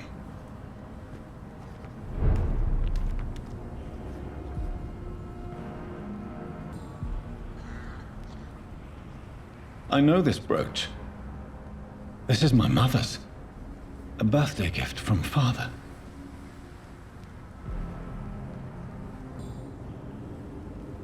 "29 Pretty Orchard Street. That's near Poplar's district. Why would this man carry off my mother's brooch? I must go there.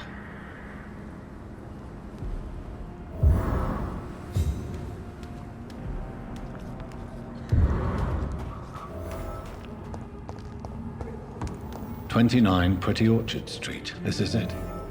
What's in there for me? There's been a fight here.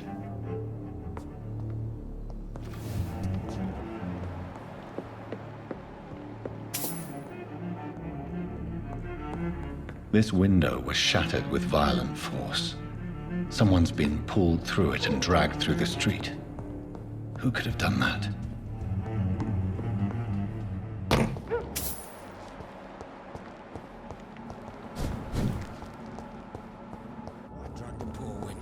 All these streets to let her expire and be found here. You're surprising. Occasionally, you make a good point.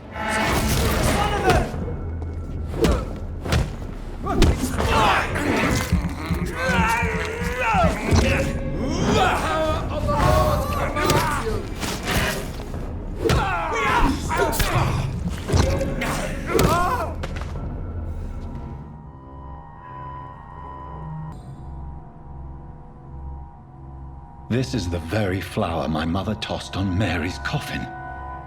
Someone is targeting my family.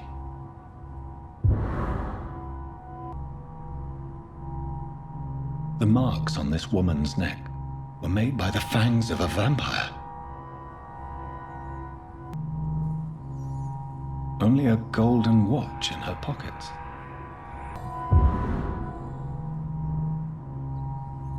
Her shoes and clothes are quite worn out. I see you.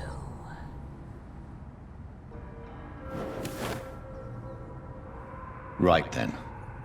It's a sick game. But given no choice in the matter, I might as well win it.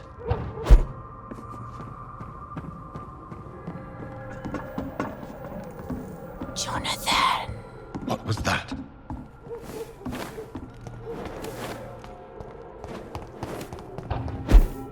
I won't let you escape.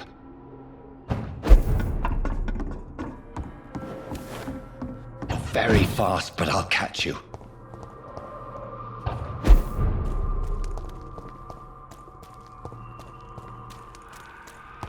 They've all been butchered.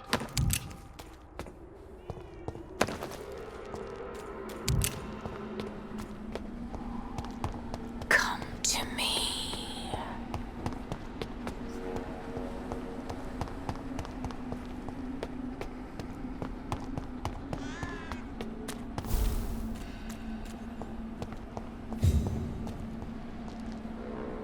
You! What have you done? Vicar Larrabee, what happened? Demon! Hell scourge! Son of perdition! Vicar! Jonathan's no demon. He's just a soul. Returned from the dead. Like your Christ, Vicar. Mary, is it really you? Oh, it's me, all right. Precious brother. What is Mother doing here? I'm gathering the family for a final reunion. All smiling, all dead. Thanks to the good Dr. Reid. Mary. Mother, say hello to your son. Hello, Jonathan. Mother, What do we have here, Mother? The prodigal son has lost his tongue. Our Jonathan always had the first and last word at dinner. The entertainer, the star of our show. I'm sorry. Let me explain. Shut up. It's my turn to do the talking. have this nasty hole in my chest, Johnny. It needs to breathe. Of course. You can speak.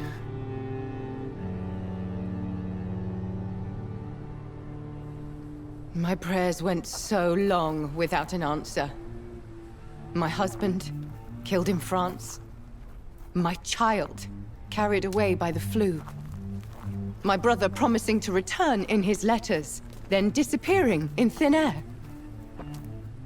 I went from hospital to hospital, cemetery to cemetery, grave to grave.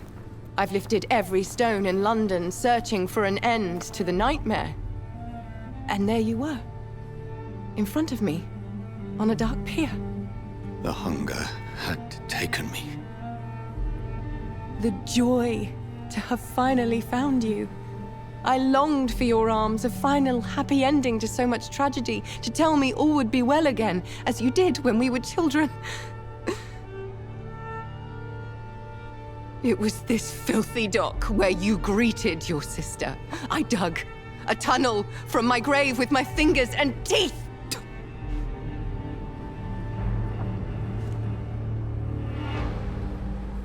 Mary. I thought I had murdered you. I tried to end myself. We've been through the same horror. We are a disease, Jonathan. A sickness that corrupts all it touches. All we kiss, and all we kill. Look at me. Admire your ilk. I'm so sorry.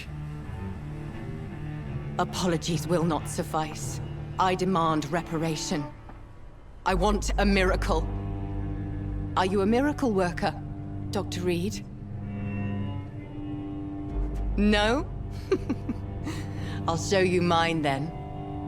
The family Reid, reunited and complete, living forever in a red sea of eternal love. Time to go, Mother. Say hello to my son for me. Mary, wait. I have made friends with vital knowledge. Vampires. We are not alone, Mary. With time, we can learn to live almost as we lived before. How long? What? How long will this masquerade continue?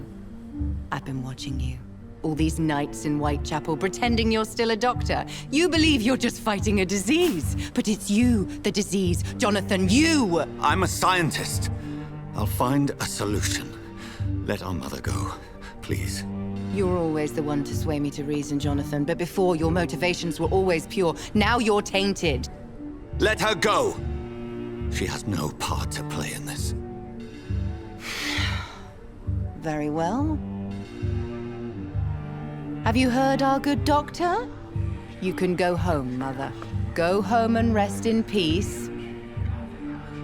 Yes, I'll go home and rest. It's so easy to make them obey or forget. Puppets for our pleasure. I've seen you have your fun. You are mad. Oh, so that's what I am, Doctor. Mad. I was beginning to wonder. I've been hearing these voices in my head. One in particular, that of my dead brother. This is the reason I must kill you. Not for your betrayal. Not for our poisonous kiss. Not even for the lies you tell yourself. No. It's so that smooth and wicked voice will stop ringing in my ear. Mary. No, don't! Time to die, brother. And this time for good. Abomination!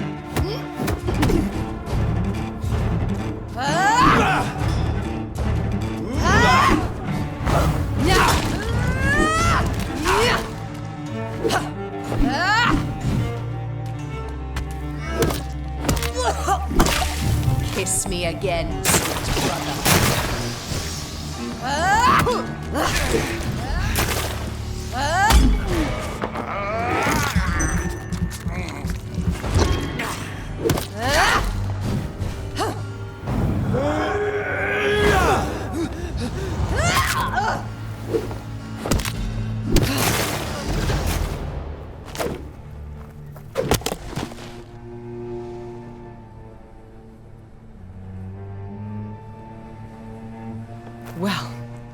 brother.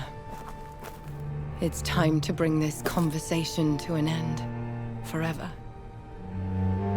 You know I will not play this game. Calm now, Doctor. Like a rabid dog.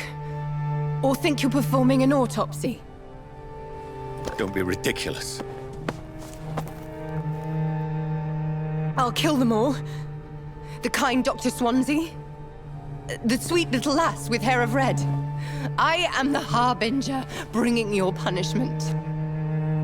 Mary. Don't you see? This is not me. Flesh that never ages. All nightmare, no dream. Bring it to a close. Let me sleep.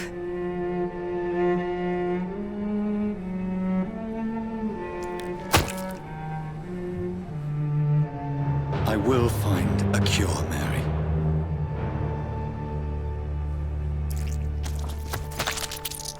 I swear it. Then, at last, I can forgive you.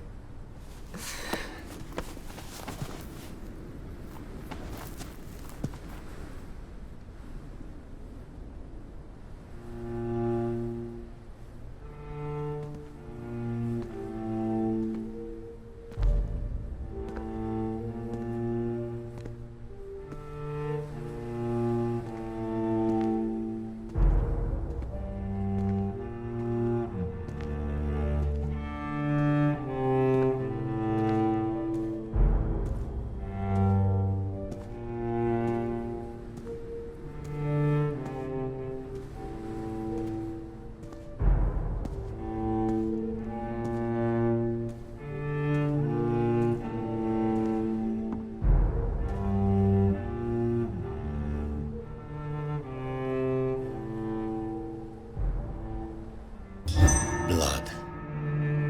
As I shed one last red tear for my fallen sister, I realize the entire world now revolves around this singular word. The epidemic that has stricken London is not the Spanish flu. It is transmitted through the blood, via violent biting, turning survivors into frenzied immortals. I am Dr. Jonathan Reid. I am a vampire, born anew into an age of death and pestilence. While plotting factions close in around me, I am sworn to find the source of this epidemic.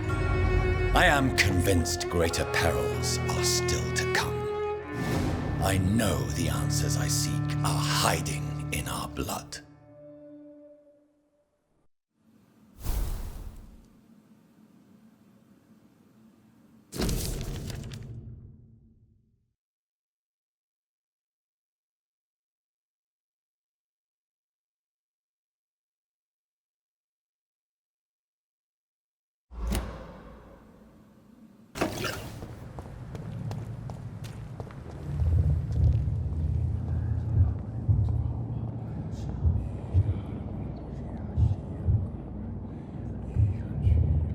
You must prepare, child, for the earth is bleeding and the harvest is upon us. Stay away, whoever you are! This is no time for petty quarrels, my champion. Can you not hear? The famished queen has awoken. Leave me! Return to the shadows and never come back! But the shadows are our home. And wherever you stand, my son, I stand beside you. I had to kill Mary! I have known your pain, child. Do not succumb to... Silence! I dismiss you, now! The land calls for a champion. All and everyone needs you. Silence! I'm tired of all these puppet shows.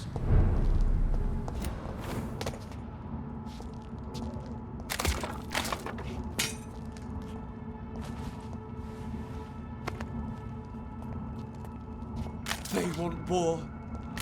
I'll show them war. Whatever this poor woman did, Nobody deserves this kind of punishment.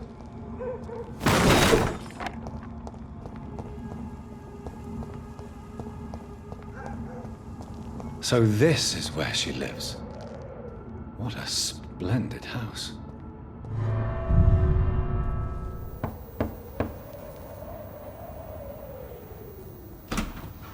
Dr. Reid, welcome. How are you?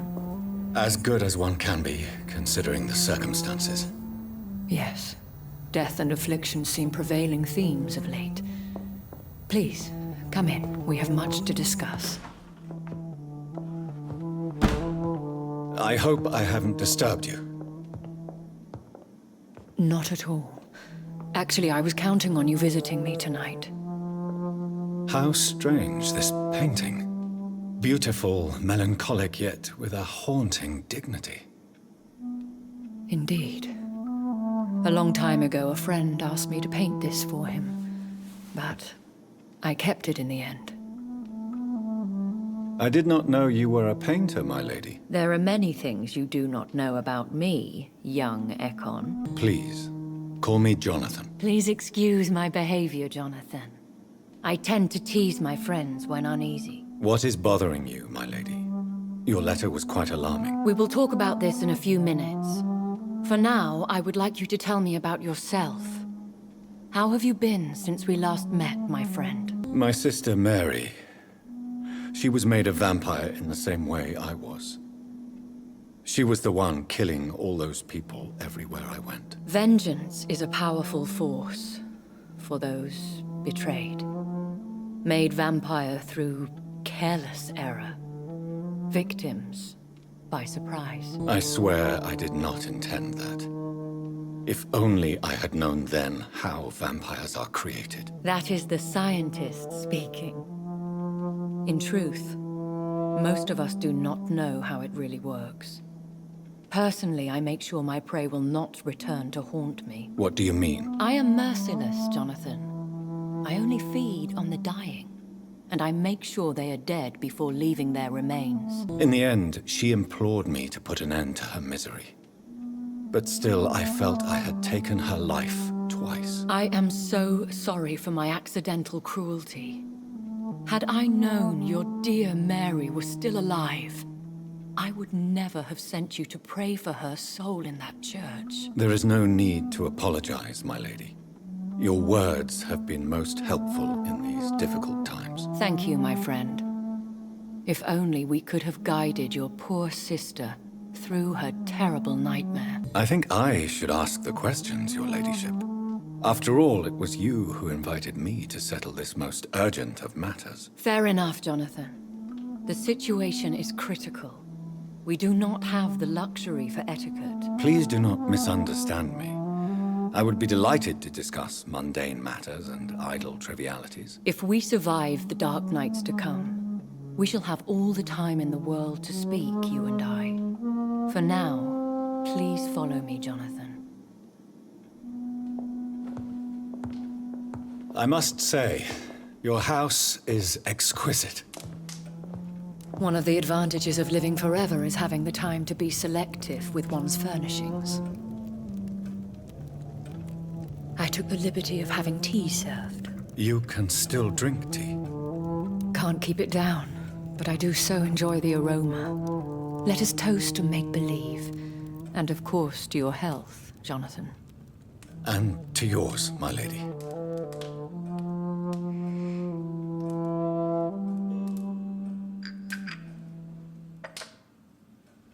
Please, call me Elizabeth.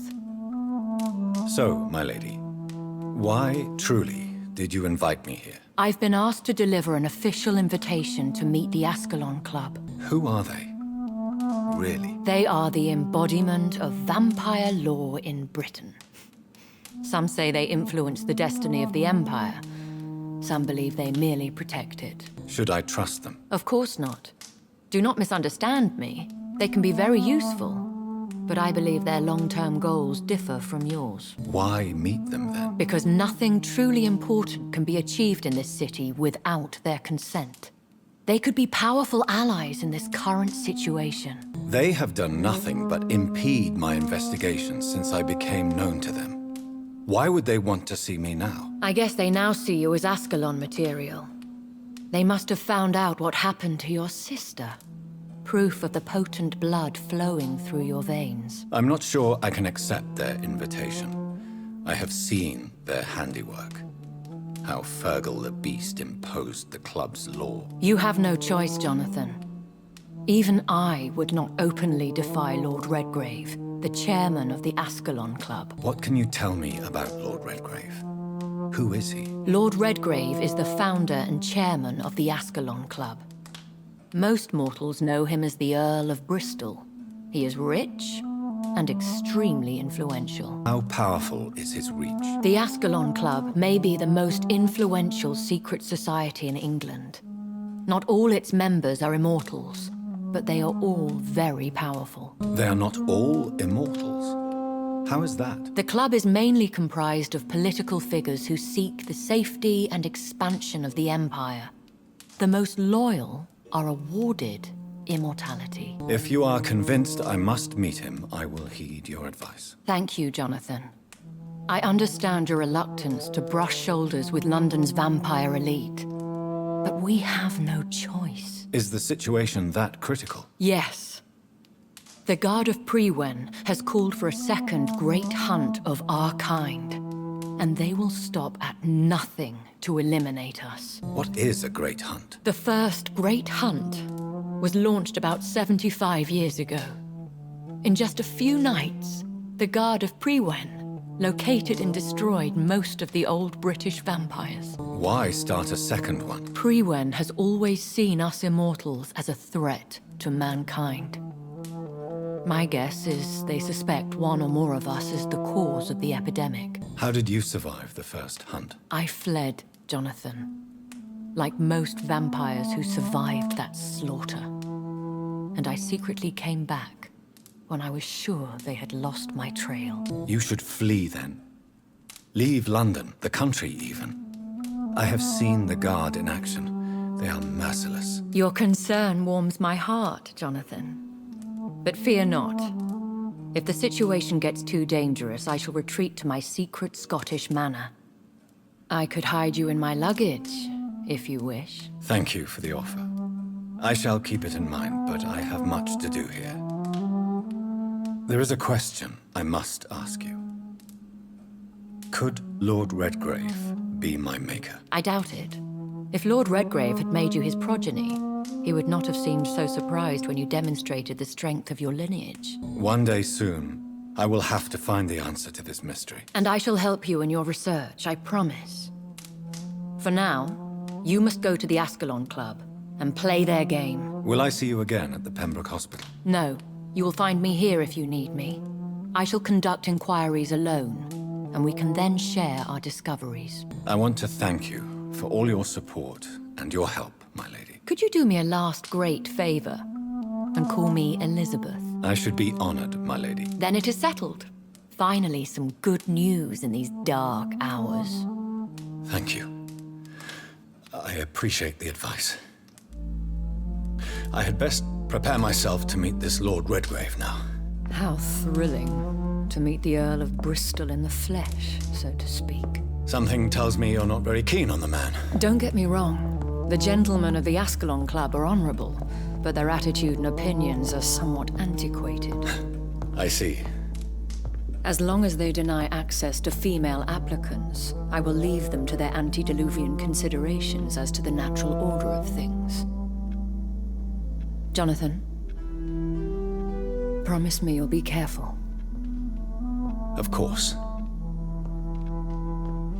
But why the fear in your voice?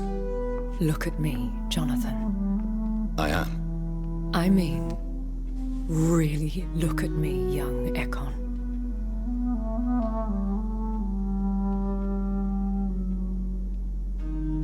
We may be deceptive by nature, but this heart of mine has always told the truth.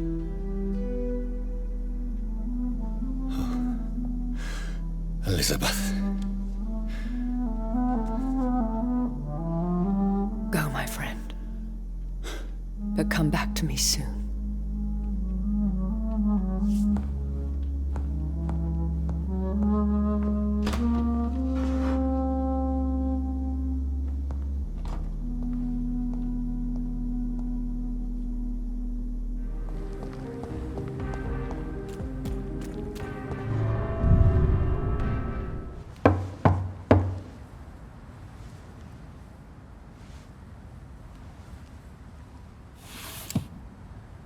Do you know where you are standing right now? In front of the Ascalon Club, I presume. The Ascalon Club only summons or ostracizes. What is your business tonight? I received an invitation. I'm Dr. Jonathan Reid.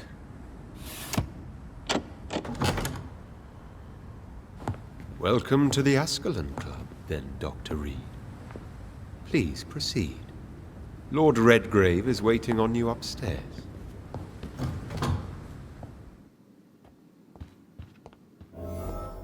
There has been quite a battle here.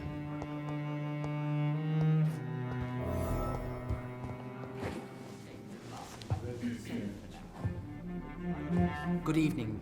We repel the intruders for now.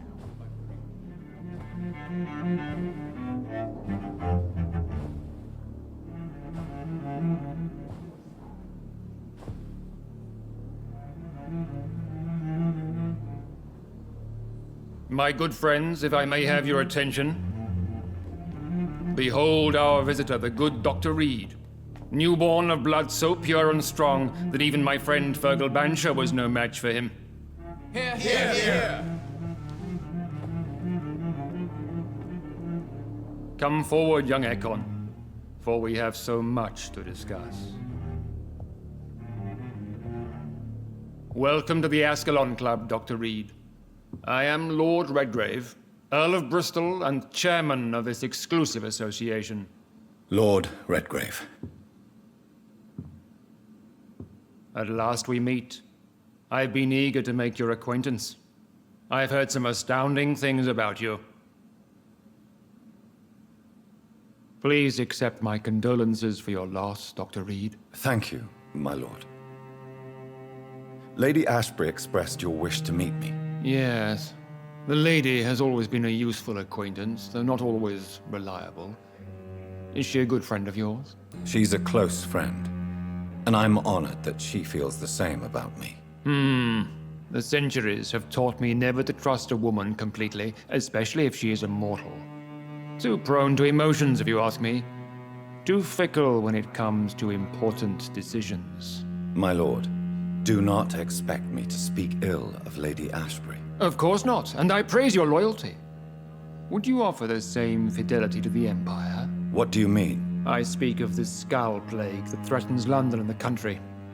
You have been on the front line in the East End, but the time has come to open up a second front here. The epidemic has escaped the quarantine.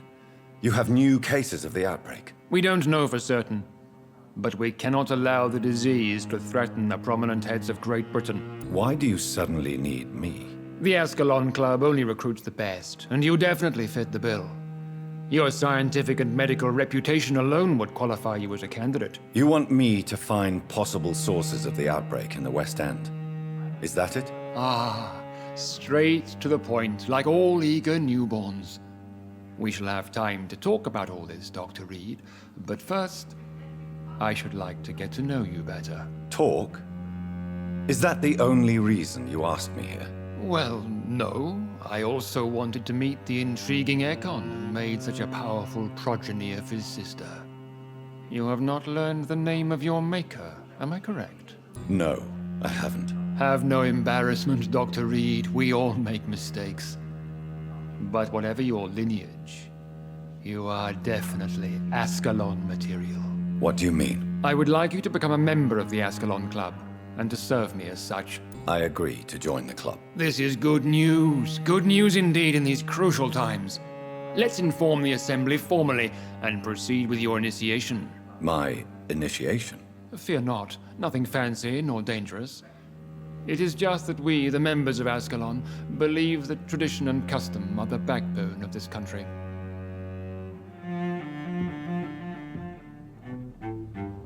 My fellow members, dear friends, Please gather and welcome this Ekon as one of our own. Is he worthy? Is his blood pure? Well, speak, Dr. Reid, in front of the most sacred blood. The blood of our beloved William Marshall, speak now.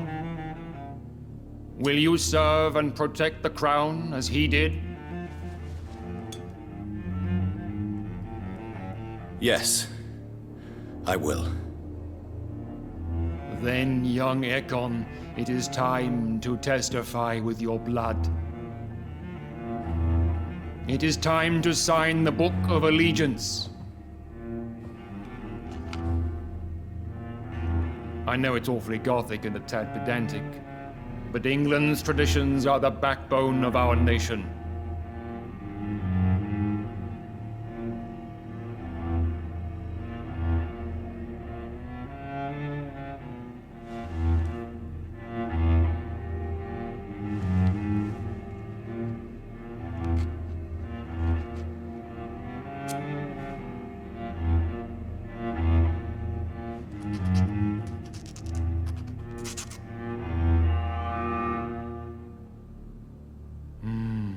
Delightful.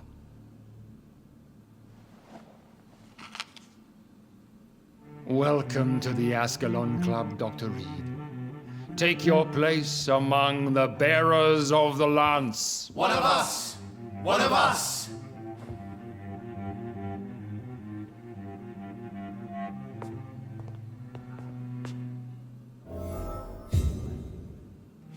Good evening, Dr. Reid. How does it feel to be this evening's centerpiece? Figuratively. I feel perfectly fine. Do I have cause for concern? Do not be alarmed. The Ascalon Club has a tried and tested policy for choosing its initiates. May I ask who you are, sir? Why would you be interested?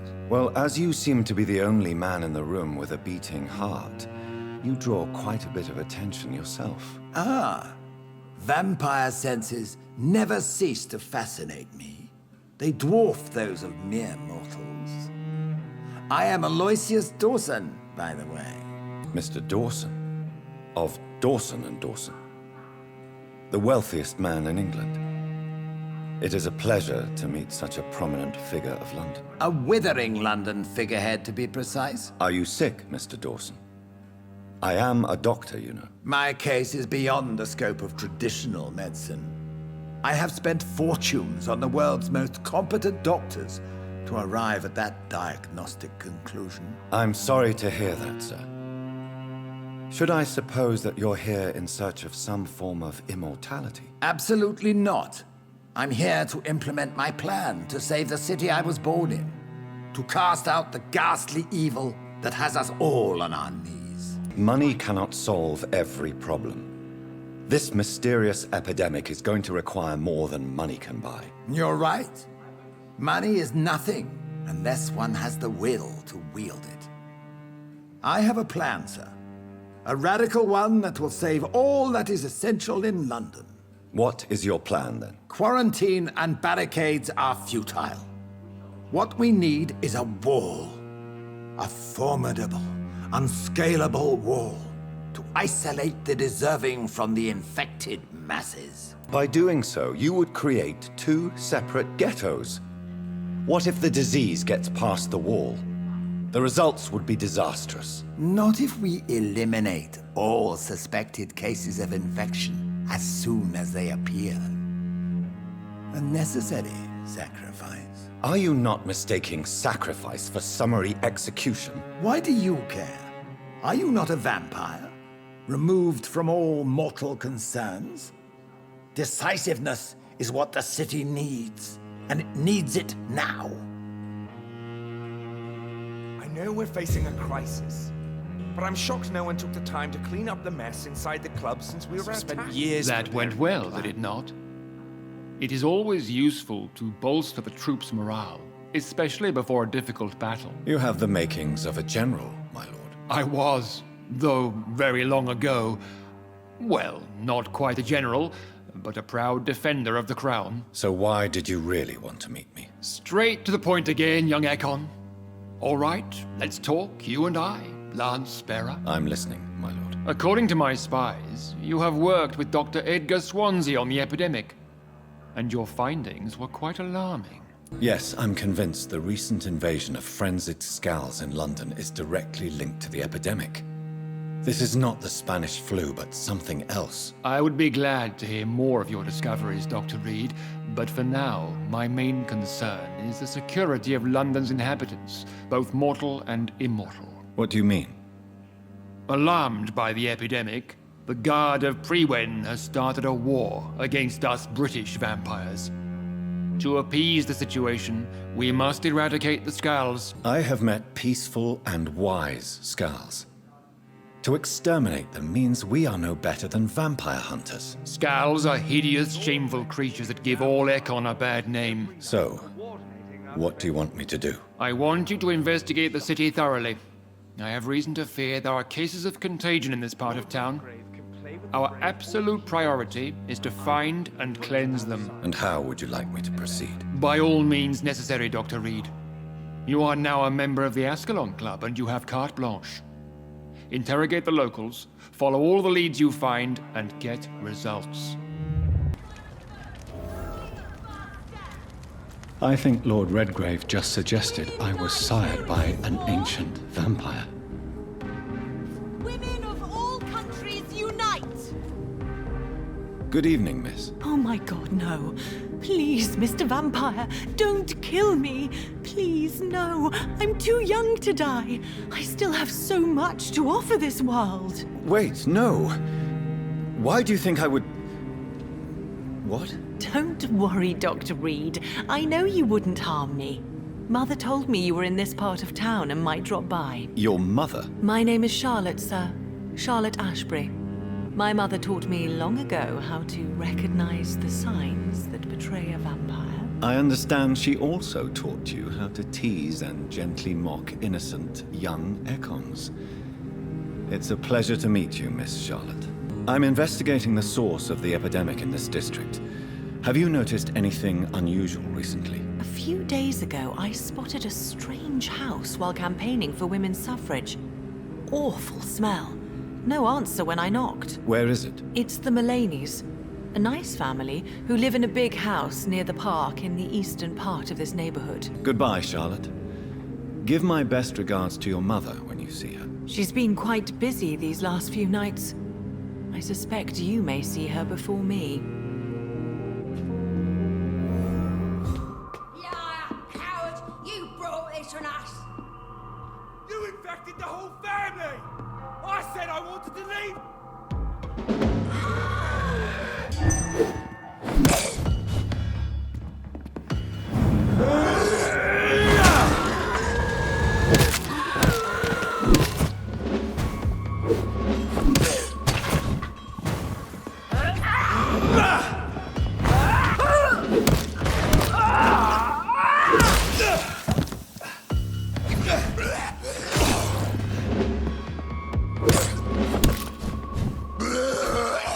I've never seen such a radical mutation.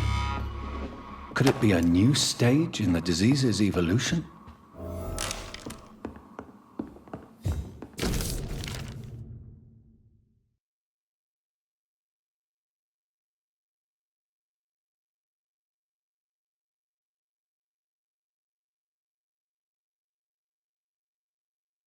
So the husband had an affair with Doris Fletcher.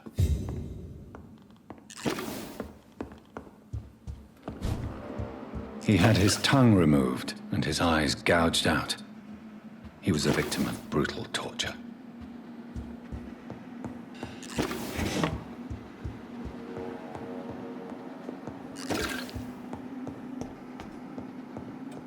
This one's neck is broken. He was young. Probably the son.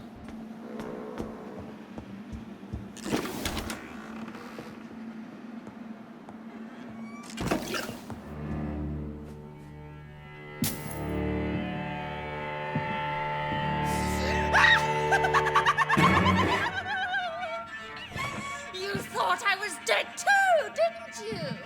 No, I was just pretending. Doris told me I could have been a great actress. You killed your family. They mocked my talent. Ah!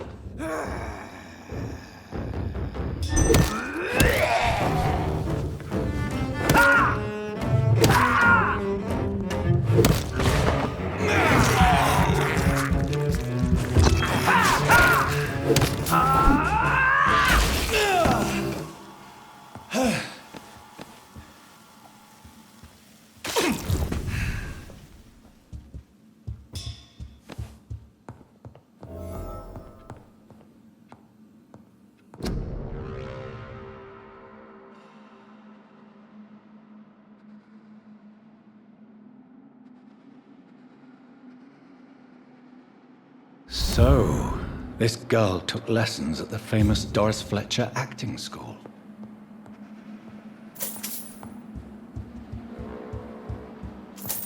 Doris Fletcher seems to be the missing link here. It can't just be a coincidence. I should go to her acting school. There's an open window on the second floor. I should be able to get in through that.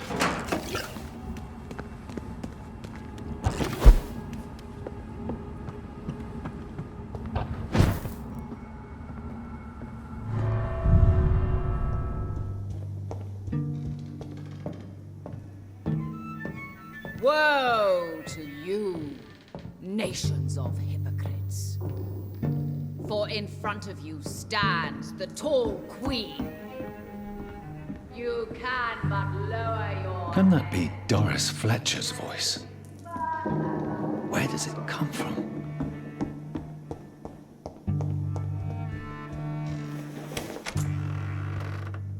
Will they adore me again when they share my fate? For I have been raised through hate, but I offer only love.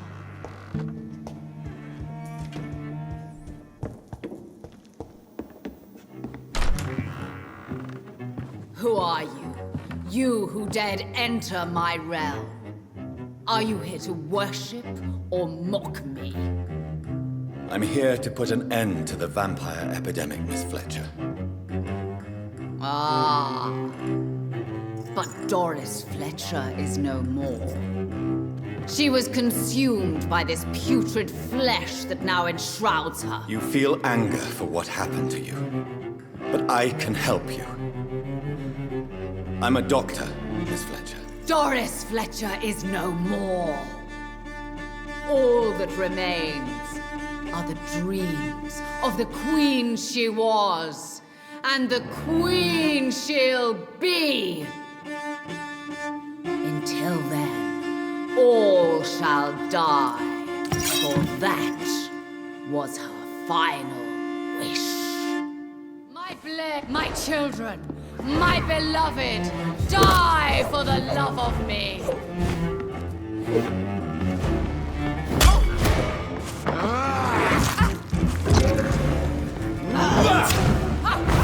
On guard!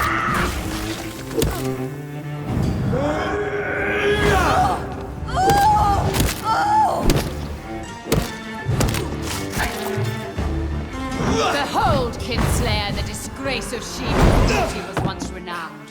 Will she be the queen again once they all share her fate?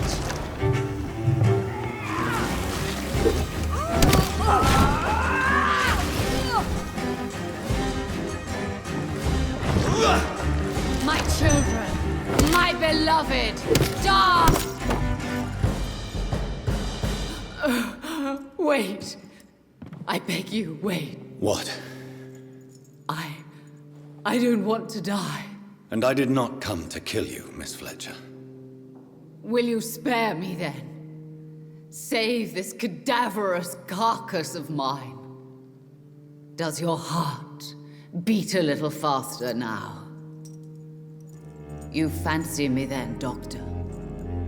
No, Miss Fletcher.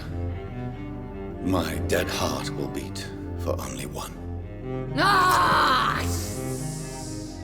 Is she pretty? Is she sweet and tender? To me, yes. Ah! I hate her already. I know. And this is partly why you must be destroyed. But you just said... That I did not come here to kill you, yes. But I realize now the threat you embody must be stopped.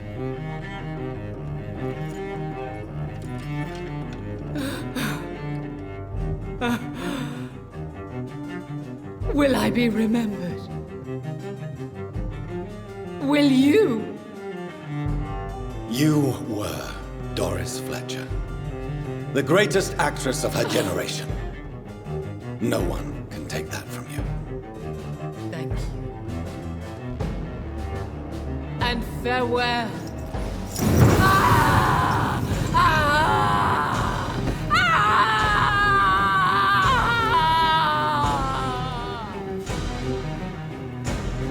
Farewell, Doris.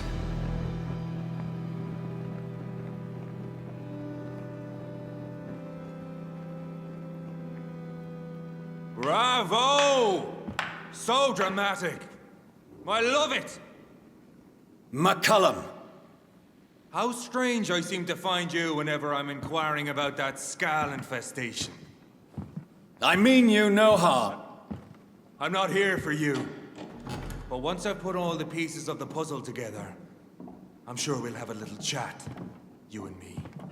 Stay away from me, McCullum. You and all your war dogs. That I can't guarantee, Dr. Reid. But I'll let you go. For now. I should probably leave the theater right now. The West End should be safe now. But London is not. It would be wise to benefit from the Ascalon's protection while I continue my research during the Great Hunt. So Doris just needed to be close to her audience to infect them. Contagion through skin. Very disturbing.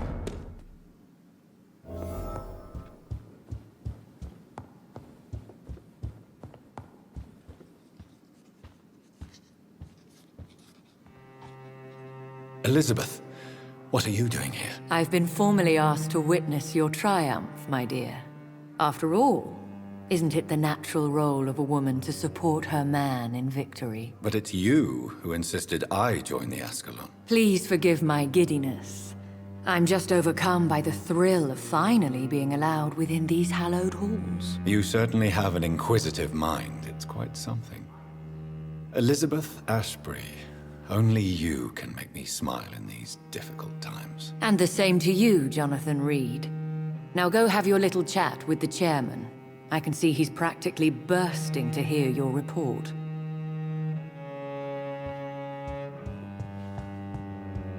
Welcome back to the Ascalon Club, Lance-Bearer.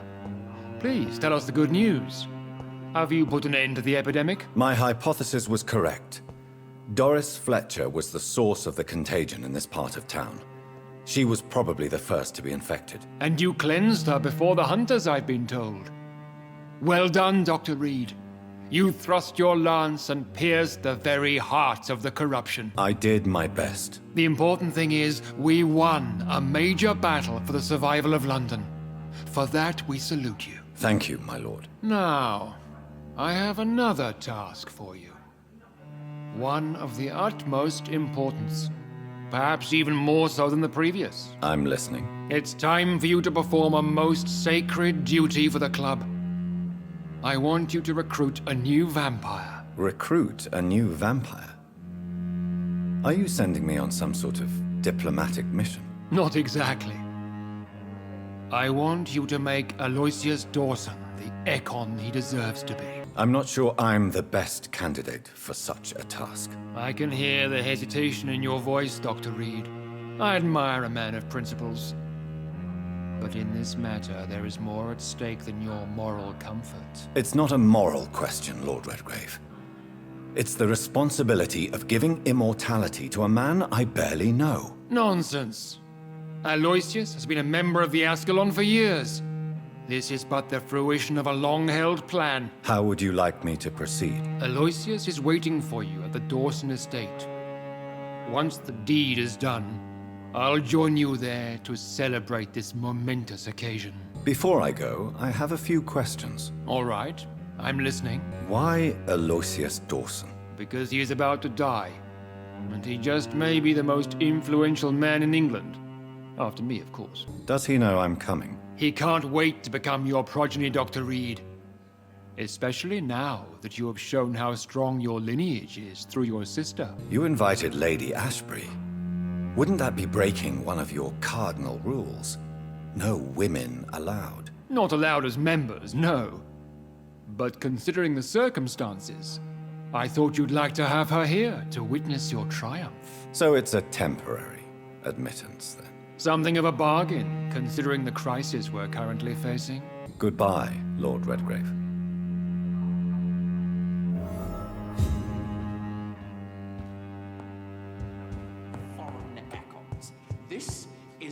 Are you all right, Jonathan? Lord Redgrave has just ordered me to turn Aloysius Dawson, to make him my progeny. I see.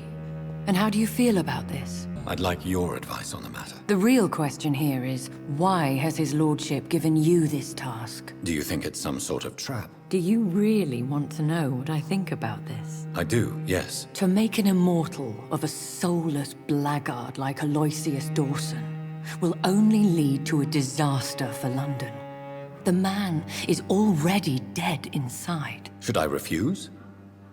Perhaps politely suggest that Lord Redgrave turn the man into a vampire himself. Don't you dare, my dear. According to what I've recently discovered, his lordship could kill you for even broaching the subject. Really? Why? I've recently found proof that the Earl of Bristol is of lesser lineage and only capable of creating skulls. Please tell me more about your recent investigation. As long as you lower your voice. What would you have me do about Dawson? The man is dangerous. Did you know he plans to build a wall to separate the healthy rich from the sickly poor? Do not make him your progeny. What would you do? The man's dying already. Let the reaper harvest the rotten fruit that is his soul. Are you sure your information about Redgrave is correct? He says he's the progeny of the great knight William Marshall, who lived some 9 centuries ago. That's a lie. Lord Redgrave is unable to create anything but skulls, if the poor souls survive at all. Goodbye for now, Elizabeth. Goodbye, my dear. Please, be careful.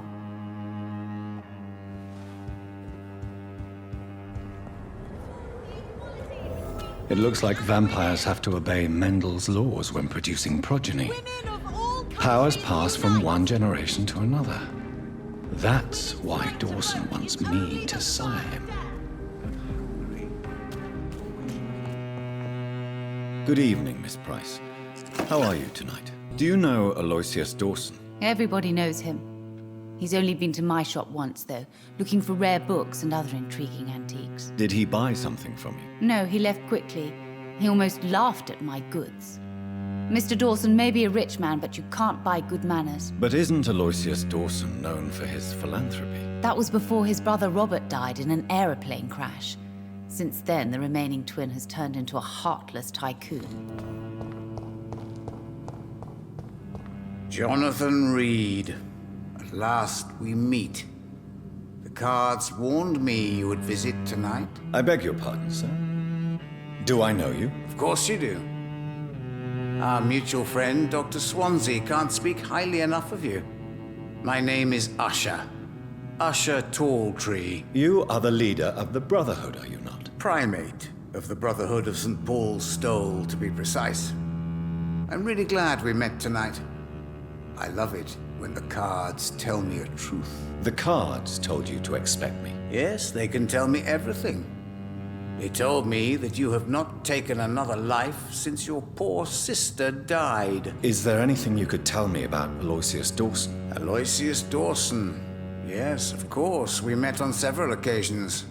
With time, he got deeper and deeper into the occult. He's not the only one. It's been quite the fashion for several decades. The Golden Dawn, for instance, is just one example. True. Aloysius was a member of the Golden Dawn until 1900. Then his thirst for dark knowledge grew. I'm talking forbidden texts, readings which blackened his heart. Goodbye, sir. Until we meet again. I rarely wander, yet it amuses me to converse with your kind. Perhaps London will survive the epidemic, but I see terrible trials waiting in the future.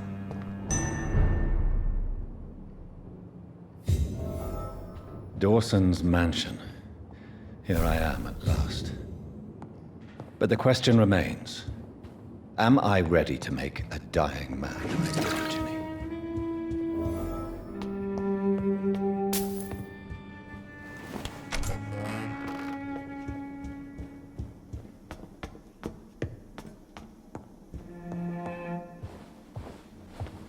Finally, you're here, Dr. Reid.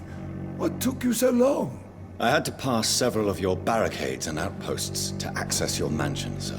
Death, pestilence surround us, and time is against me. I see you've gathered some of the most expensive, albeit experimental, blood transfusion equipment available. All this could be so useful in a hospital. Yes. Since Lord Redgrave sent me a doctor to perform my conversion, I thought you might find some of these devices useful. Most thoughtful. But tonight I'm not here as a physician. But I feel reassured that a specialist such as yourself would help me to escape the Reaper. Very well. But before I proceed, I have a few questions for you. If you must, but be quick, for I don't have much time left in this life. First of all, I need to be sure that you know exactly what is going to happen to you, sir. I can assure you I'm as informed as any man can be. I have planned for this moment, Dr. Reid. Planned very carefully. Believe me, there is a huge difference between reading about vampires and waking up as one. I learned that myself the hard way. Oh my God, man, stop your whining. I don't have time for your pointless jibber-jabber. Let's move on, then. Please, I'm cold and tired. I feel my life waning with every moment. But first, before you embrace immortality, what would you do with such a gift? That's a rather impertinent question, Dr. Reid, and I will do as I please. Answer me all the same. What will your first action be as an immortal? To save London. I will finance the most efficient quarantine ever seen. I will build a wall that will separate the sick boroughs from the healthy ones. I've heard enough. It's time to proceed. At last. All right, do what you have to do. If it hurts, so be it. I've been preparing such a long time for this. Listen to me, Aloysius Dawson. You will forget your fear of dying, for it has poisoned your mind and made you bitter and ruthless since the death of your twin brother. You don't understand. Death is oblivion, the eternal void. I know there's nothing there. I saw it in Robert's empty eyes. I saw myself in that coffin. Death is painful for those who remain, not for those who have passed. All that occult gibberish you filled your head with has made you forget this simple truth. No! Death will not claim me. I have the power and the money. I've acquired the arcane knowledge needed. I believe there is magic, there are dark forces. You will provide me my extension. Your ignorance makes you a fool. You have no idea. Look at me. Hunted like a beast, my family lost, cursed. I have not escaped death, I have become it. No, there must be a way. I don't want to go like my brother did. I have money, lots of money. Money won't ease your mind. I know you used to be a good and generous man, so I offer you the gift of peace, Aloysius. The tranquility of a true death. I accept your offer, and I understand. No more fear, I will die a man of dignity, and a man at peace.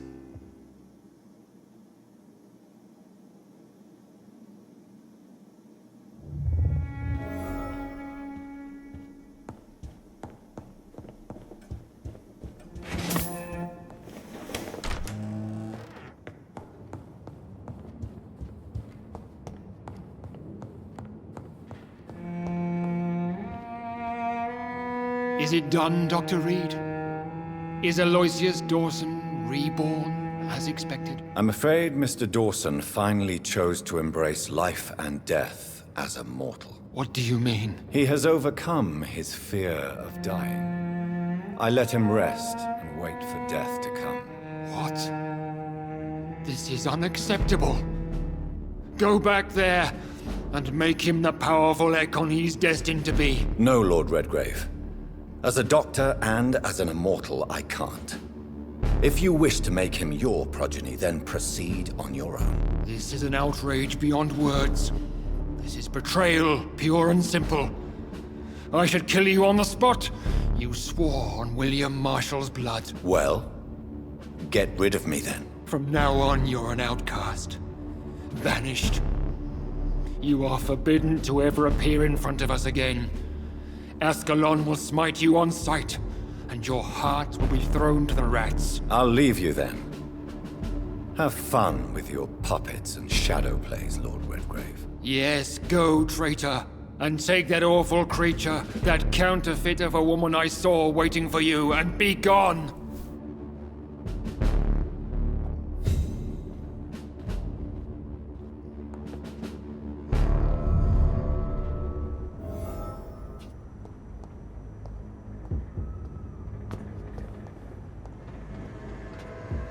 We meet again at the strangest of times, young Ekon.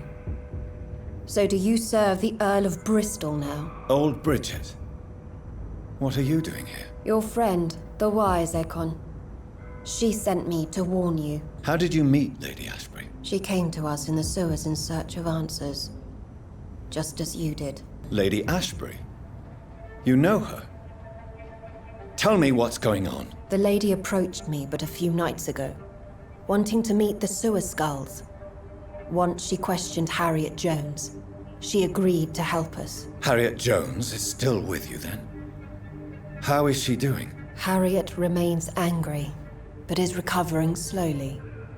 Her mind is twisted, but at least her body is healing.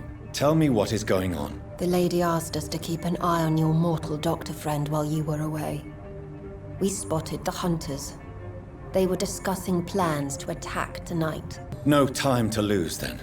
I must go there right away. I shall return to my den. Have you a message for the lady? Should I see her before you? Yes.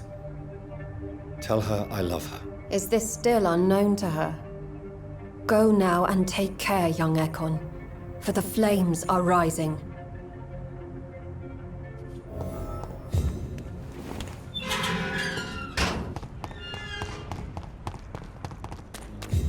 What is this truck?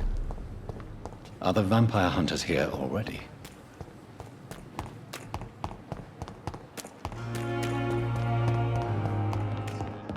Those bastards! What have they done to Edgar? Looks like he's wounded. I better follow the blood.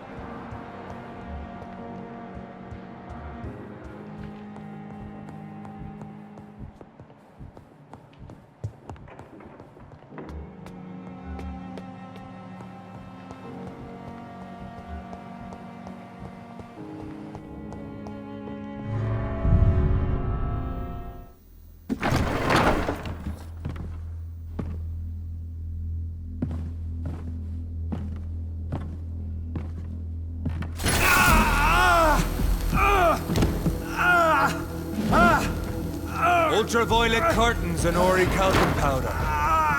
Dr. Swansea's always been a resourceful bastard. I bet he never told you he had this installed in case of a vampire attack. Says a lot about how much he trusts you. What have you done with Edgar? Don't worry. We don't kill humans. Even if your friend is deserving of a little punishment for what. What are you talking about? We know everything.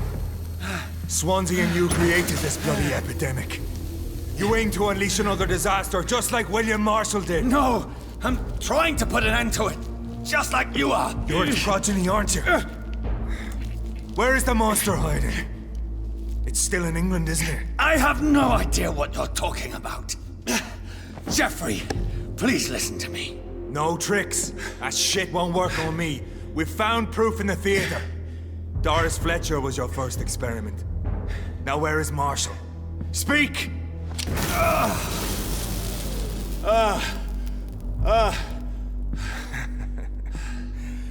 So much for modern technology.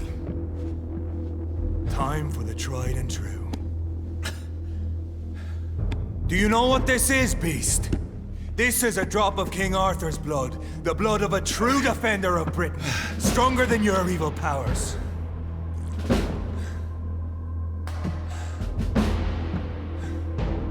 This is ridiculous. We're losing precious time. True enough. Soon I'll bring your head before your coward of a father. So true light will cleanse you.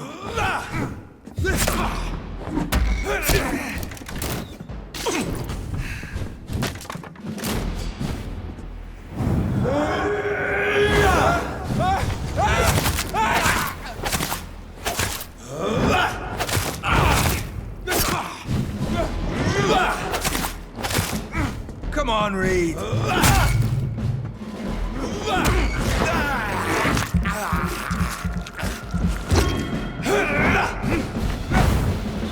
Your poisonous bite is useless on me.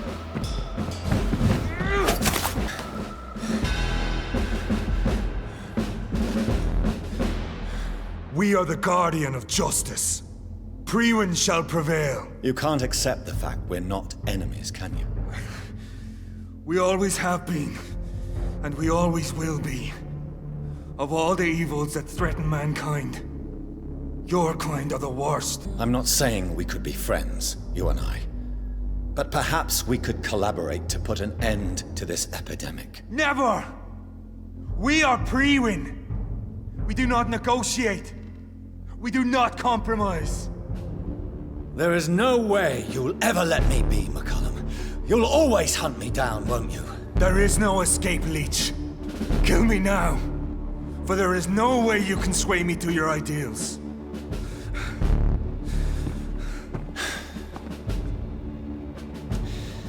That's where you're mistaken. What do you mean? I'll spare you, McCullum. I'll offer you the mercy you never offered me. What is this ruse? This is no ruse, McCullum. This is me letting you go. After all, you and I are both trying to save this poor country in our own way.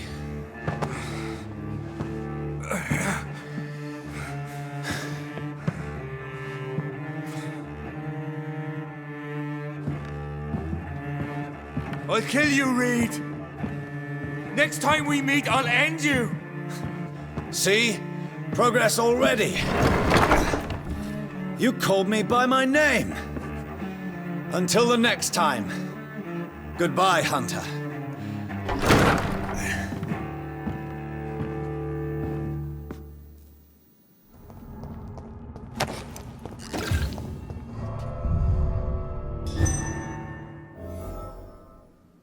So Priwen never left Doris's theater after they invaded. They must be holding Edgar here in their new headquarters.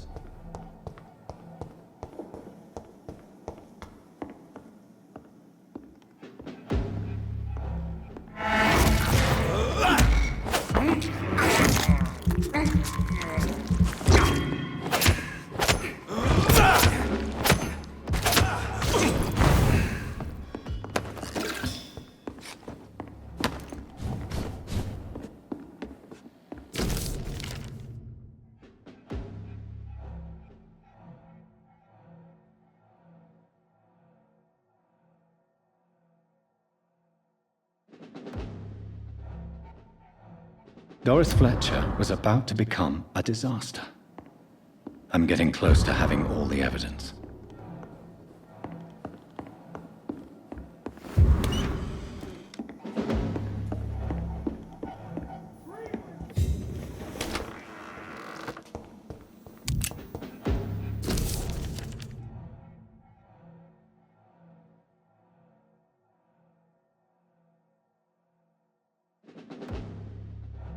I should find the key to that box.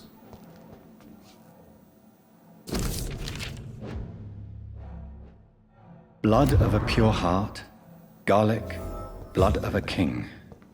I don't understand. Perhaps this is what McCullum drank. I had better keep that in mind.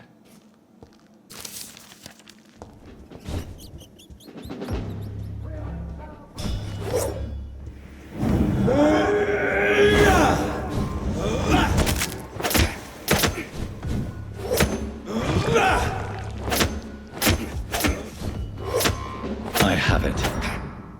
I can now open the box. I really don't know if I should read this.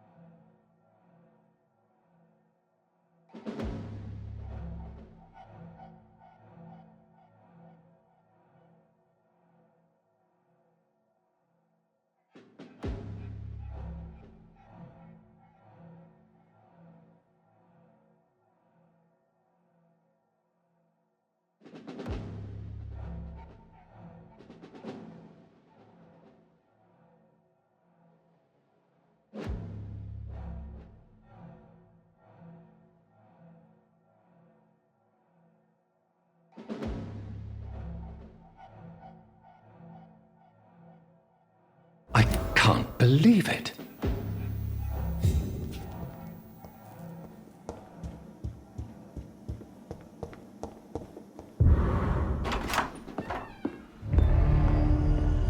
Edgar.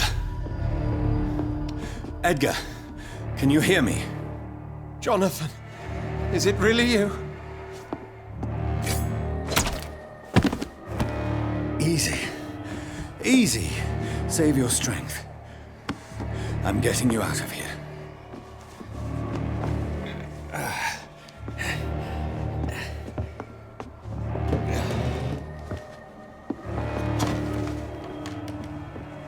Don't try to spare me. As a physician, I know all too well when it's too late. Punctured lung, broken ribs, and internal bleeding. An accurate diagnosis, wouldn't you say? Edgar, what happened? They wanted me to confess. Beat me black and blue. Geoffrey McCullum ambushed me at the Pembroke Hospital. He was convinced you and I were responsible for the Skal epidemic. I never imagined that self-righteous fanatic would dare to attack us in the open. What became of him? To prove him wrong, I let him go. Really? Are you sure that was the wisest course of action? Time will tell. The most intriguing part of his accusation was that you and I were the pawns of some ancient vampire. William Marshall.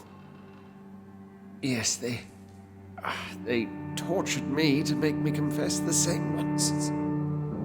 Edgar, as much as I would like to believe you, I have a few concerns that require clarification. What do you mean? William Marshall, for example. You speak of him as if you know him. How is that? Jonathan, I cannot say I'm ready for another round of questions. While investigating the epidemic, I read some of McCullum's findings. I think you have some explaining to do. I have nothing to hide, Jonathan. Nothing at all. Do you know Doris Fletcher's real name?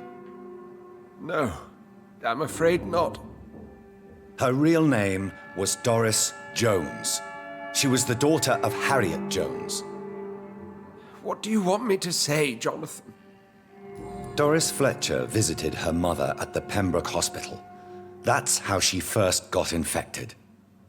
I know nothing about that. Miss Fletcher once came to visit the sick. That is all I know. No, Edgar, there is more. Doris Fletcher was Harriet Jones's daughter. They exhibited the same symptoms: blind hate and strong physical mutation. What does this sad story have to do with us? Doris and Harriet shared more than a hidden family bond. They were the embodiment of the epidemic and are linked to the Pembroke Hospital. Come on, Edgar, this is no coincidence. I swear I'm at a complete loss. All I did was administer vampire blood to cure old Harriet. There was no evil plan, no diabolical plot. You did what?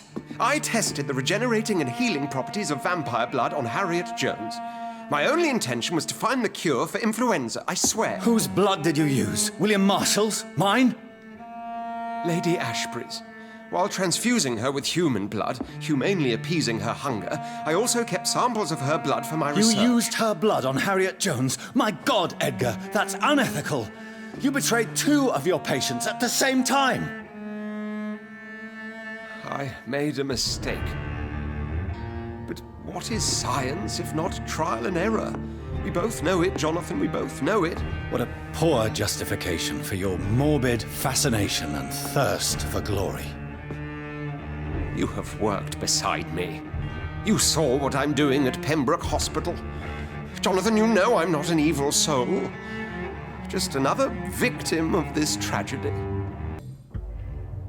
No, Edgar, you are not going to die. Unless you want to. What do you mean? I can save you, Edgar. I can turn your broken body into one like mine. You truly would? After all I've done, after all that's been said, you would offer me this gift? I have no way of knowing which punishment would be worse, Edgar. But it is not for me to decide.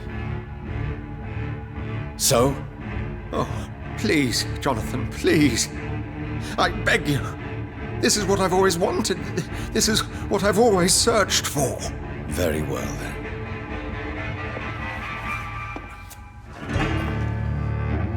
Prepare to die and be reborn. To face an eternity of guilt. I'm ready. Oh, indeed, I am ready.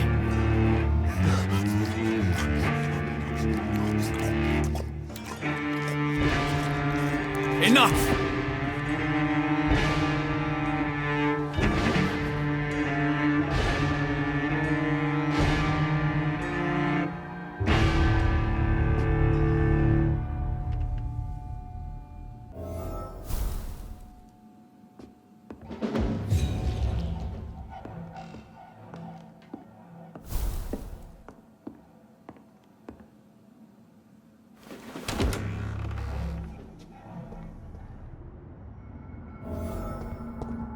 So Harriet Jones became the original carrier when Edgar gave her vampire blood. I must tell Elizabeth. There's one of them vermin!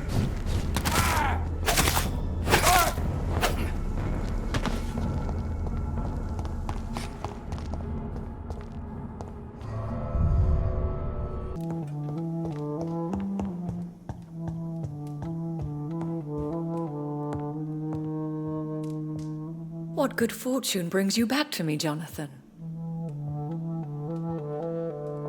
What is it, my dear?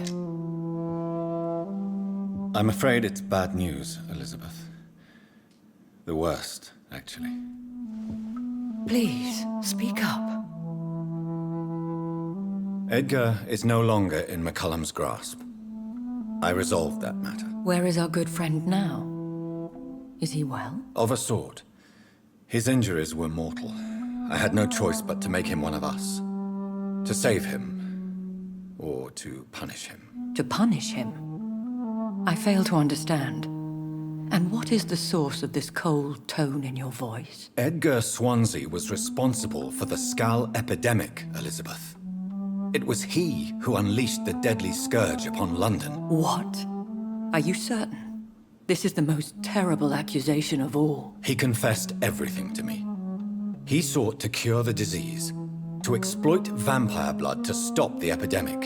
But he unwittingly gave birth to a catastrophe. All those poor victims. How could he do it? What happened? Edgar gave no heed to ethics. His theory could have been proven to be correct, but he abused the confidence of his patients to test it. I must say I'm shocked, Jonathan. Who would have thought it? And the poor patient. Let me guess.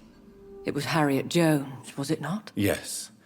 That explains how Doris Fletcher was infected, and how she became an Icor. She secretly visited her mother at Pembroke. Then we have no choice. We must act quickly, Jonathan. We must return to the sewers and put an end to the threat poor Harriet embodies. I have one more matter to discuss with you. Harriet Jones was the primary case, but... do you know what a healthy carrier is? There is a tone in your voice that frightens me, Jonathan. What are you trying to say? It was your blood Edgar used for his experiment on Harriet Jones. What?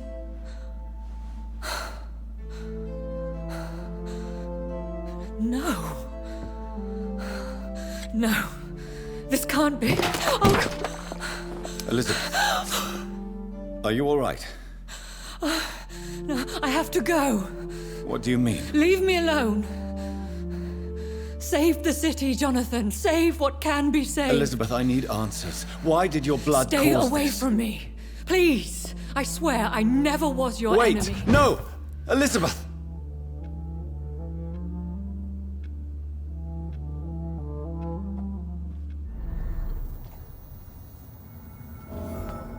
Now would be a good time to blend the recipe Marshall used when he fought the disaster. I think I know where to find what I need. If McCullum really drank the blood of King Arthur, then I may have found I said another stay vital away, ingredient sir! of my recipe.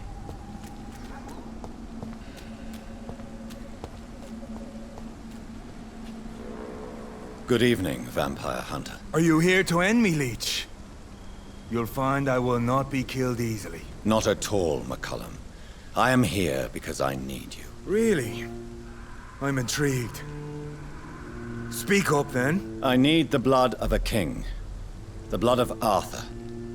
I'm certain you possess it, and I must have it. The Guard's most sacred and precious relic.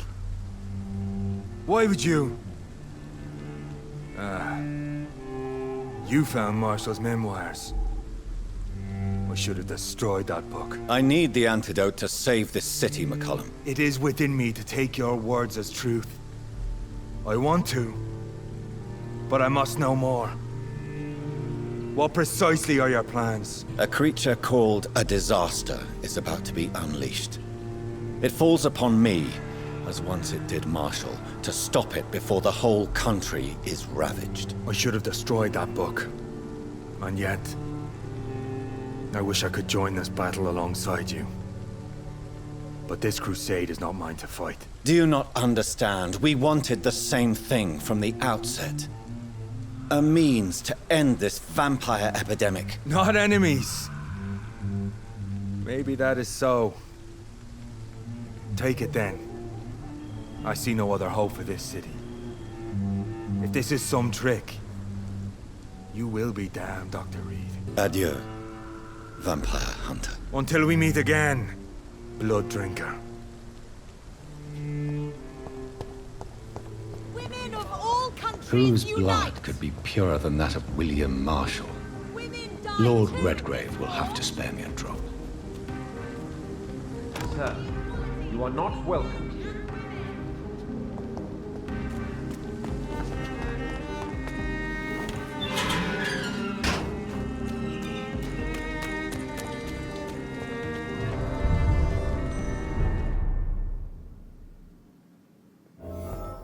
I'm still persona non grata in the Ascalon Club.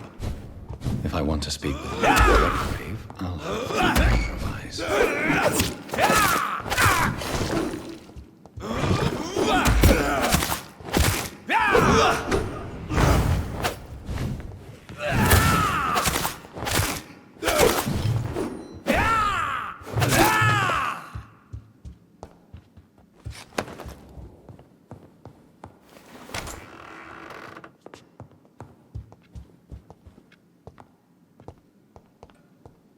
Good evening, Lord Redgrave. What are you doing here, traitor? I shall smite you for this audacity. I'm not here to bicker, Lord Redgrave. I can put an end to this epidemic, but I need your assistance to do so. Good. We've held out thus far, but the time has come to put an end to this crisis. Tell me, what do you need? The blood of William Marshall. The blood of William Marshall? Of my maker? Are you mad? This blood is the purest of all. My maker proffered it to me on the battlefield. I cannot hand it to you. Stop this farce. Marshall never was your maker. I have no idea how you acquired his blood, but I need it now. I see. Well, in that case, given the gravity of the situation, I suppose I can spare you a drop. Thank you, my lord. If you manage to save this city, you'll prove yourself a veritable servant of the crown. So Godspeed, Dr. Reid. Our fate lies wholly in your hands.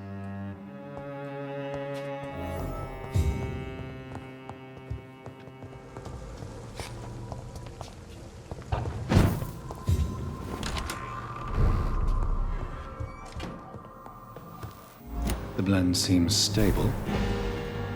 Time to go and find Harriet in the sewers.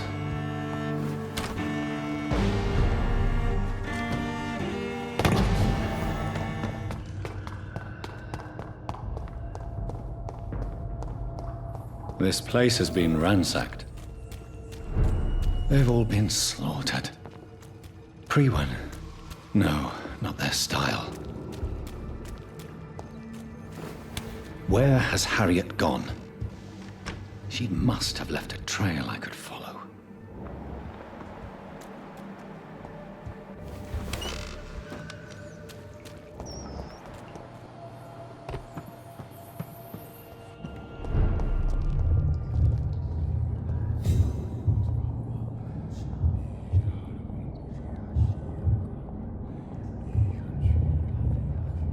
Take not a step further, child, for you are unprepared.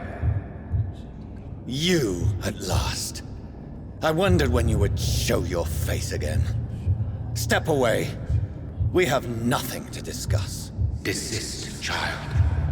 You cannot confront the monstrosity unleashed upon this land without due preparation. I shall not allow it. All right. But no more riddles. Enough of the obscure songs and prophecies. I ask questions, and you answer them. My words have been as clear as crystal lakes, my child. You seem unwilling to drink, to listen, to learn. What is your true appearance? I do not understand. This is who I am. But who are you really? Tell me your name. I am your maker.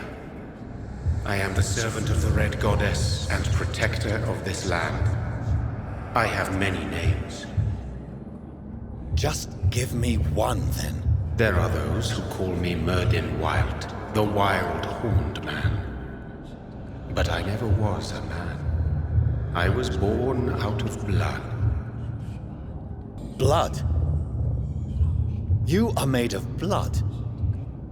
Surely you are joking. Why would I? And no, I'm not made of blood. I am blood. Blood is what I am since my birth and for eternity. I'm here to stop Harriet Jones. She is the original carrier. The well from which this corruption flows. I have heard you, but be wary. Harriet Jones's mind is no more. She has metamorphosed into an apocalypse, born from, drenched in and driven by the blood of hate. What is the blood of hate? It is the curse of the goddess. It is the hunger in you, the need for blood, the will to strike and to punish, to spit in the eye of God. Tell me about this disaster, creature.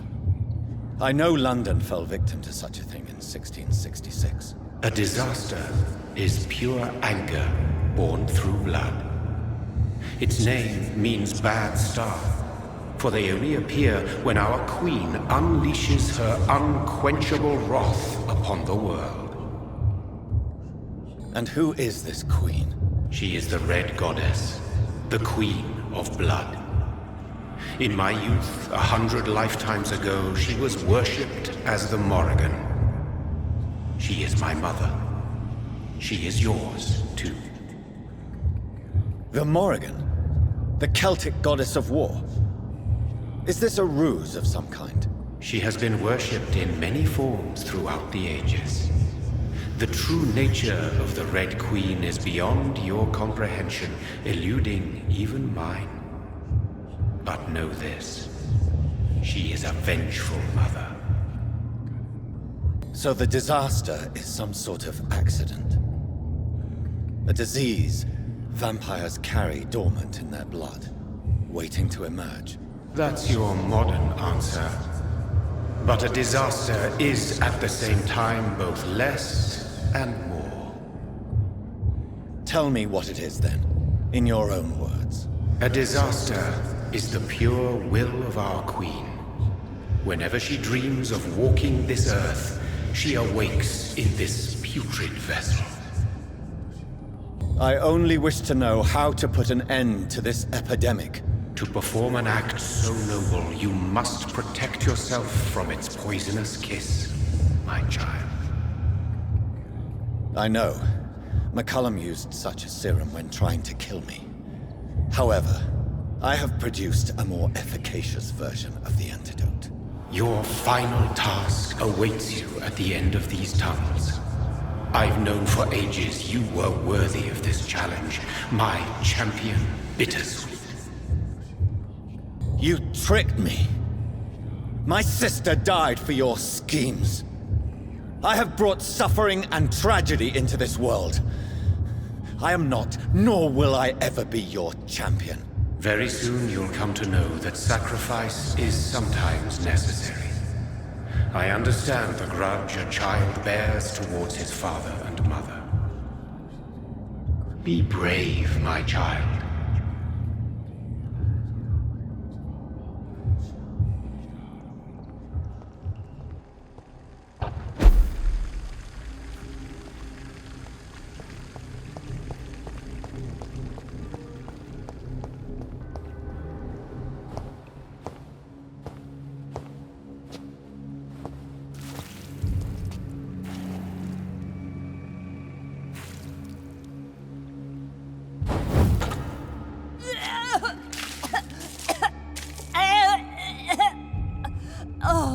I'm sick. So sick. Doctor, help me, please. I'm in such pain. I'll be glad to be of assistance. Like your help, Doris. Liars! All of you!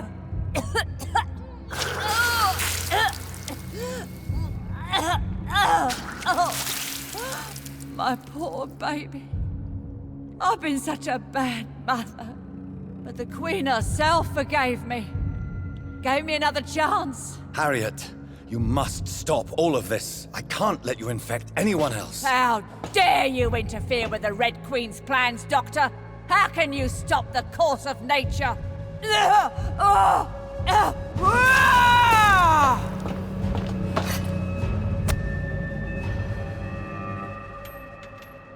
took my daughter from me!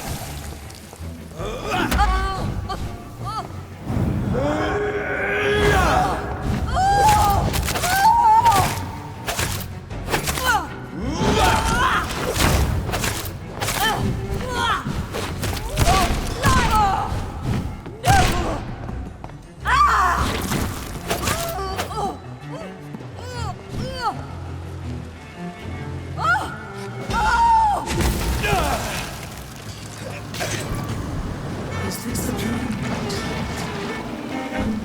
Awake. Is this anger? Is it wrath? I think it is. Oh, how infinitely, how intensely, how irredeemably are you all going to suffer now?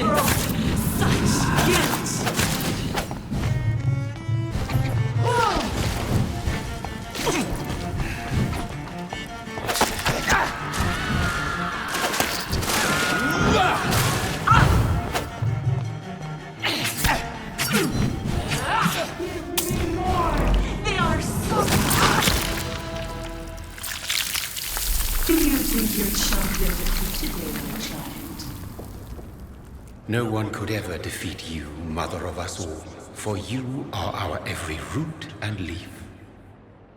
You've always been my most amusing son. Then go back to sleep, my queen, and smile at us from your dreams. Did they feel my wrath? Have they suffered enough? More than ever, mother of us all. Until the next time. Until the next time.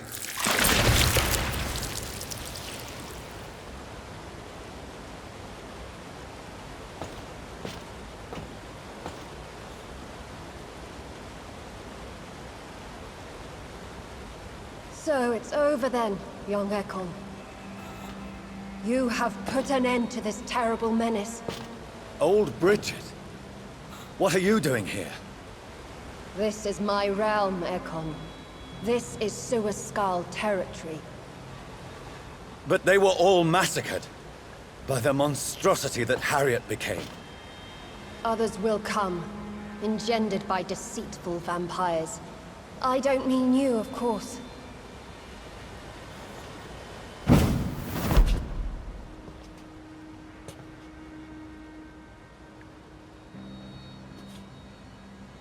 I thought you'd been slaughtered, with all the other Suaskals. I was up above, in search of help when Harriet suddenly turned into that thing. I have no idea what it was. It's over now. London is no longer shrouded in the disaster's shadow. We're all safe. Yes, you prevailed in the end. I hope you'll forgive me for the way I treated you when first you presented yourself at our gate. No need to apologize, really. Perhaps there will be no stories told or songs sung of what happened here today. But I'll know the truth. Jonathan Reid, newborn vampire, stepped forward and saved us all. I'm honored to be part of this city's legend. Thank you, old Bridget. May I ask you just one question? How could I refuse you anything now? I'll answer just as I answered Lady Ashbury when we met a few nights ago. Who are you? Really? I was born with the name Bridget Eleanor Wellington. In 1738, my beloved and immortal husband decided to preserve my beauty and youth forever by making me drink his blood. You were Lord Redgrave's wife. Then the pompous fool rejected you, did he not? It was about 200 years ago. Peace found me in time. And I sincerely hope it will find you too, now that all is over. No, it's not over. I may have ended the vampire epidemic, but I still need answers from the woman I love. I feared you would say that. Go then, young Ekon, and face your fate. Just remember that I'll always be here for you.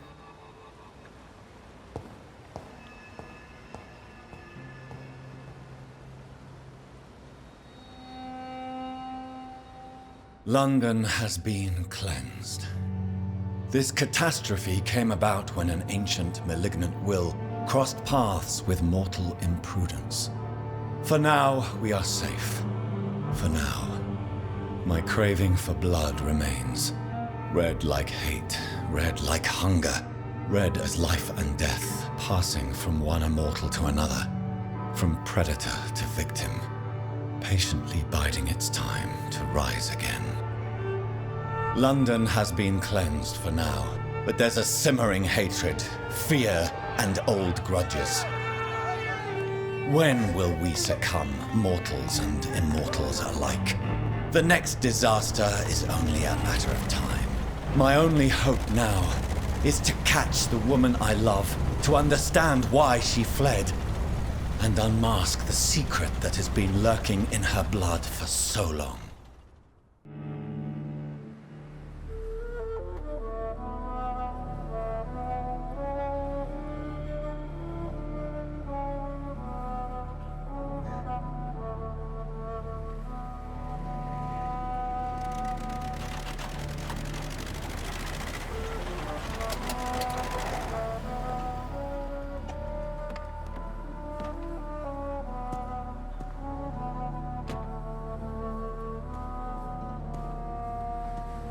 Well, this is it. Lady Ashbury's domain. Why am I not surprised it's not on any maps? I'd better hurry.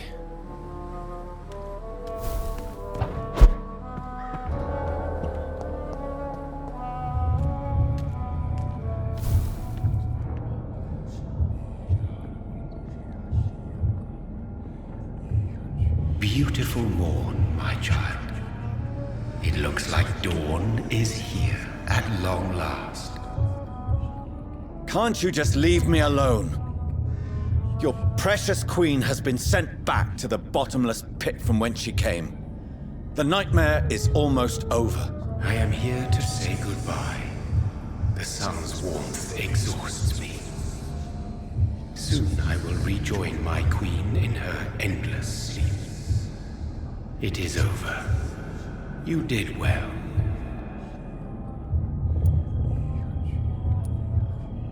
So our beloved mother will just go back to sleep, now that enough people have suffered. Is that it? No, Jonathan. The Morrigan has been appeased because you dared confront her. You have prevailed, my bittersweet champion. And what are you to her? Her counterpart? Her opponent in some timeless game? She is my mother. My dreadful and sour-tempered mother. She is yours too, in a way, but you are not born from her terrible womb like me. You are but a distant child. What does she seek? Revenge? Retribution? She seeks nothing, since she only dreams of it. In the ancient tongue, when I was young, her name meant ghostly queen. Pray she never fully awakens, for her wrath knows no bounds. This is not over. I am here to find the true origin of the blood of hate. 'Tis unwise to interfere with a tale rooted so deeply in the suffering of others. No. I must know why Elizabeth fled here when I discovered she was the original healthy carrier. No, she is not what you say she is. That is a secret you will discover soon enough. And you? Why are you here? Which new thread of which old twisted plan are you seeking to pull now? Tell me the truth. I am just here to salute my sons, and to bid them fare thee well. Your sons? Plural? My God, will you ever stop speaking in riddles? Perhaps I am too old for your spoken language. Perhaps you now have so many subtle words you no longer hear the simplest ones. Tell me about William Marshall. Why is his blood so strong? He is not stronger than you, only older. You are strong, Jonathan Reid. a champion of your time, chosen to defeat a threat spawned of this generation. When he fought me, Geoffrey McCullum used a serum made of King Arthur's blood. Since then, I have discovered that it was vampire blood. Whose blood was it? You just said it. It was the blood of a king. The blood of the champion I chose to save this land in its time of greatest peril. King Arthur was also your progeny. Why am I not surprised? Yes, he was. But he failed in the end. And for centuries the land suffered his defeat. Who are your sons? Why do you bid them farewell now? You are my son, as is William Marshall. This is madness. How many have you created? Who else? Shakespeare? Isaac Newton? Alfred the Great? Francis Drake? Thomas More? Guy Fawkes? My progeny is scarce, for I rarely feel the urge to protect this land anymore. But yes, one of those you named is your immortal brother. Maybe you shall meet one night. Speak clearly then, and answer my last question. What is it? Did I defeat the epidemic? Now you've found the castle, Jonathan Reid. Only you can answer that. Farewell, my child. I shall dream about you soon.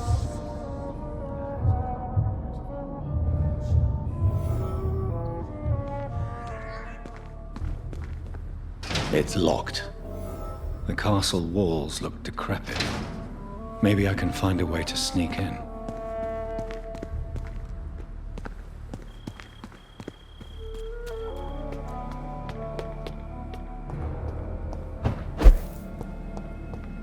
Maybe it's just my imagination, but I think I smell Elizabeth's perfume.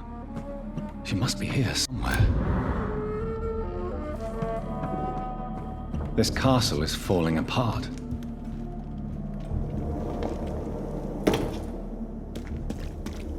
That sweet fragrance. Elizabeth's perfume. She was here, and recently.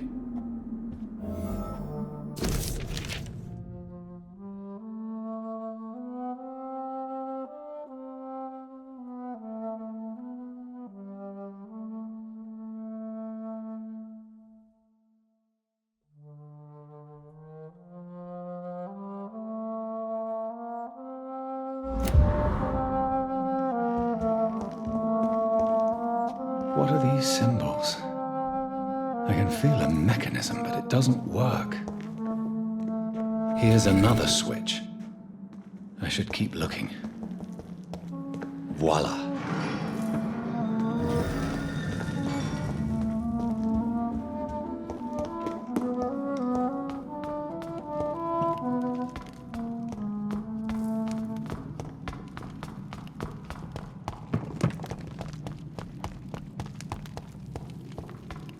Drop your sword, Father. You have nothing to be afraid of.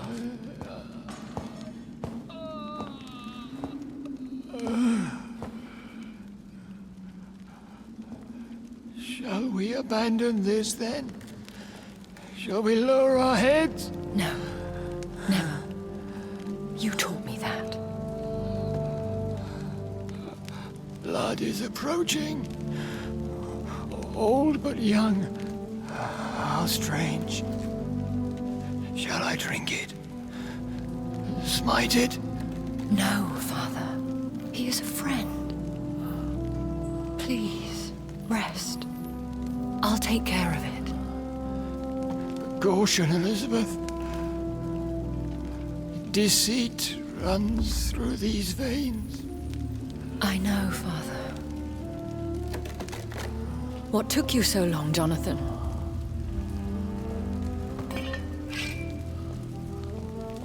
Is this really him? Yes. This is William Marshall, 1st Earl of Pembroke, servant of 5 mortal kings, former regent and savior of England. The greatest knight who ever lived, according to some. And you called him father? For he gave me eternal life, and much more. I have so many questions, Elizabeth. You always had questions, Dr. Reid. Now that I stand before you both, in this vault, I know not where to begin. We still have a few minutes left. Where are we? What is this place? This is the Ashbury estate. I inherited the title when I purchased the castle. Is this your retreat? Something of a secret place? It's more of a sanctuary, really. This is where I take care of my father. Ever since he became unwell. Will you go back to London? No, Jonathan. I do not intend to. And what of your daughter? Charlotte is a strong, independent woman who's about to come into money. I took care of everything. Now it's time for her to shape her future. I have destroyed the disaster, this creature that Harriet Jones had become. The epidemic is no more, and London will recover. In time. Yes. You did well, Jonathan. You truly saved the city. Yes, we did. Despite all obstacles. I'm truly convinced we did it together, Elizabeth. I cannot bear knowing I was the cause of all this. Through the use of my own blood. No. This catastrophe was the result of unethical experimentation. And the will of a creature so inexplicably evil, she exceeds all the terrible wonders I have seen since my death. But it was my blood all along. My corrupted blood of hate. The poisoned blood of my father. A healthy carrier. That's all I am. Why are you hiding William Marshall here? How could I not take care of him?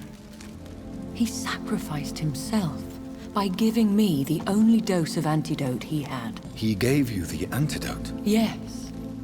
And in doing so, he knew he'd have to be confined here. And yet he volunteered. That's how great a man William Marshall was. And still is. What do you do for him? I visit him as often as possible. I paint the landscapes he will never see again.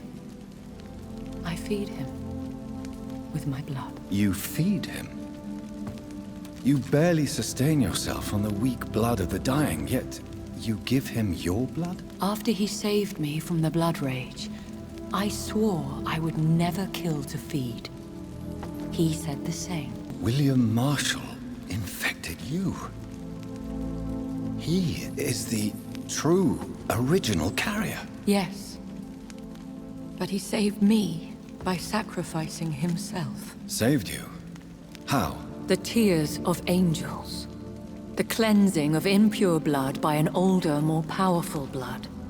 It worked on me, did it not? Yes. Blood is the definitive key to our species. Scowls, cleansing, lineage. Do you really think it worked? It has, Jonathan. I was nothing but a beast who took pleasure in slaughter. I roamed across Europe, reaping my bloody crop. It was the blood of hate. But my father's antidote cured me. What about us? What do you mean? You know my feelings towards you, Elizabeth. But you left without a word. So I'm worried about your feelings towards me. I love you, Jonathan. I've loved you since the moment I saw you rescue poor Mr. Hampton in that filthy slaughterhouse. Forgetting the danger as you turned your back, like the newborn fool you were. You should have told me. No, Jonathan. The William Marshall myth lies at the heart of so many hostile plans.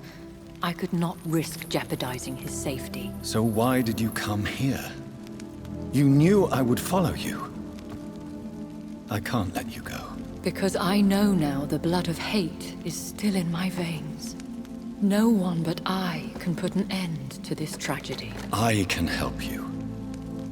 You can trust me, Elizabeth. I know, Jonathan. You have been the most loyal ally these last few weeks. But this is my duty. Would your protégé agree to speak with me? I have so many questions for him. Go on, Jonathan. But be careful.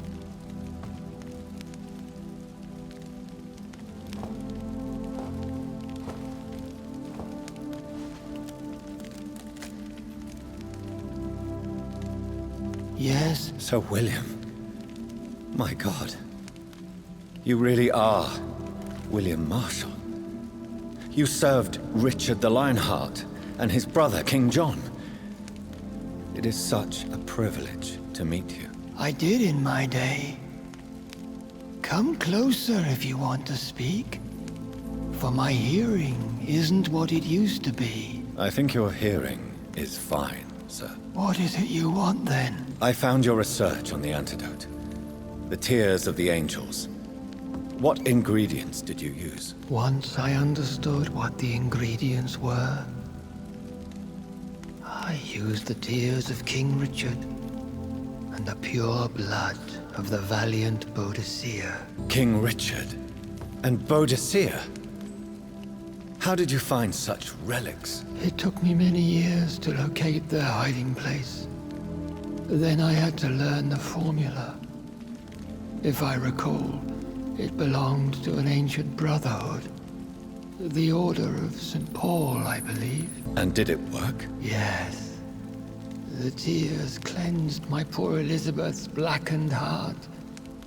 It was such a blessing to see her smile again. I found and defeated the disaster that was threatening to smite London. You should know that the city is safe for now, Sir William. Then may I call you brother? Did you resist its poison? Even a scratch from a beast so evil could endanger you and all those you care for. You also defeated one in 1666. Who was it? She was a malicious witch who spread plague throughout the city with her army of rats. She had been hiding in a bakery in Pudding Lane for months when I finally found her. How did you defeat it? We fought for hours. In the end, I had to lock her in St. Paul's Cathedral and burn the building down. I wanted to be sure she was destroyed. The blood of hate. How does it affect you? Do you feel it now? The blood of hate? Yes. Nothing more than a sneeze, really. A sneeze held for so long, you could blow a fortress down if you released it. I would like to ask you about vampires. Vampires? What about them? Considering your experience, please tell me what you know. They are terrible creatures. I have seen and fought many in my time. Foul temptresses with sharp claws and shrieking beaks. I have never seen such a creature. What are you talking about? Of course you've never seen a creature like them. Vampires are deadly, swift and implacable. Can we speak about the Morrigan? The Red Queen. What of her? You met her, did you not? Just once, but she never ceased to sing to me. I love her song. It is a song of blood and war. I only wish she would sometimes let me rest. Do you know who she is? I don't want to discuss this in front of my sweet Elizabeth. Why? For a time, she too could hear the Red Song. The steps she danced to its melody brought pain upon the world. Do you remember Myrddin, your maker? Only God is my maker, for he created everything on this earth. He blessed me with eternal life through his archangel, Michael. But Myrddin, Michael, is a vampire. He made you a blood-sucking creature of the night. Blood, yes. I used to drink it from the throats of the unworthy. Then I was punished for my deceit. During my penance, I rely entirely upon my sweet Elizabeth. Tell me about Elizabeth. How was she infected? I do not wish to discuss it. Please, Sir William. I need to know what the blood of hate is. How is it transmitted? After defeating the disaster in St. Paul's Cathedral, I returned to my retreat, infected. This is where my sweet Elizabeth found me, for she heard my pain from across the sea. What happened then? The blood of hate had twisted me into a rage-filled man. I attacked my progeny and infected her too. Forgive me, Elizabeth. I failed you. You bit her again? Is that how she was infected with the disaster's blood? I think I understand now. Elizabeth fled, and I fell to my knees, begging for forgiveness. I swore I would find a way to make things right. Did you really sacrifice yourself to save her? That was the only righteous path. The blood of hate made me betray her. I am at peace here. I can think about what I've done and how I failed. We could set you free. Let you out. Isn't that what you want? I pray for the day I'll see the sky again. I have all but forgotten its colors. I could walk and do so many things beneath the stars. But I doubt it will be wise to release me. Then will you stay here and repent? Elizabeth told me it will not be long now. I cannot wait to feel the sweet caress of her hand on my cheek after so long as she releases me.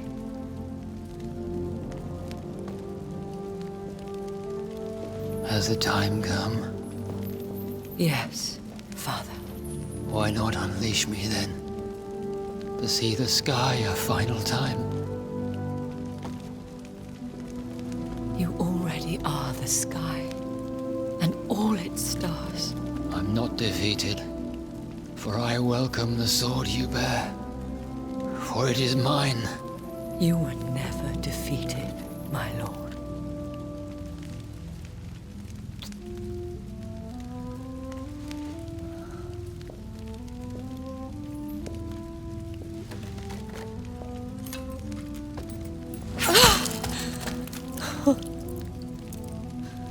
Farewell, Father.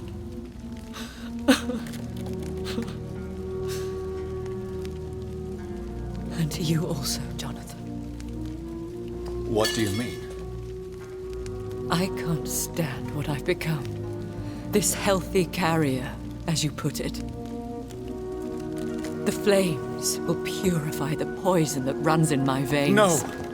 I won't allow this to happen. I am death, Jonathan. Wherever I go, I can't stand it.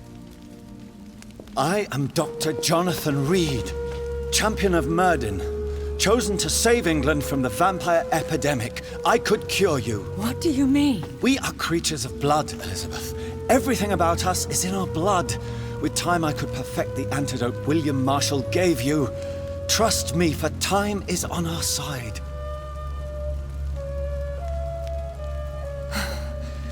That is a risk I cannot take, Jonathan. I won't bring another such disaster into this world. Elizabeth, no. Trust me. I can save you. How could I trust you, Jonathan?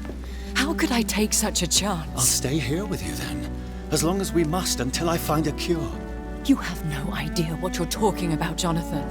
Despite his madness, William was strong enough to starve for centuries. I doubt we can do the same. That's where you're wrong, Elizabeth. Since I murdered my poor Mary after my rebirth, I vowed to never take a life again, and I've succeeded. I'm not sure I have the strength of character.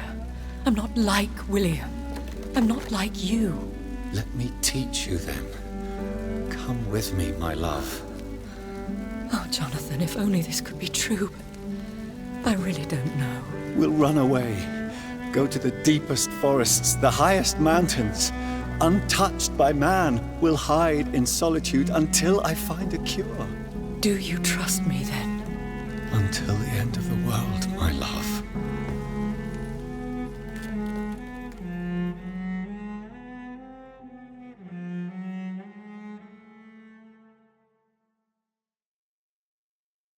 One prayer for the summoned called by this song.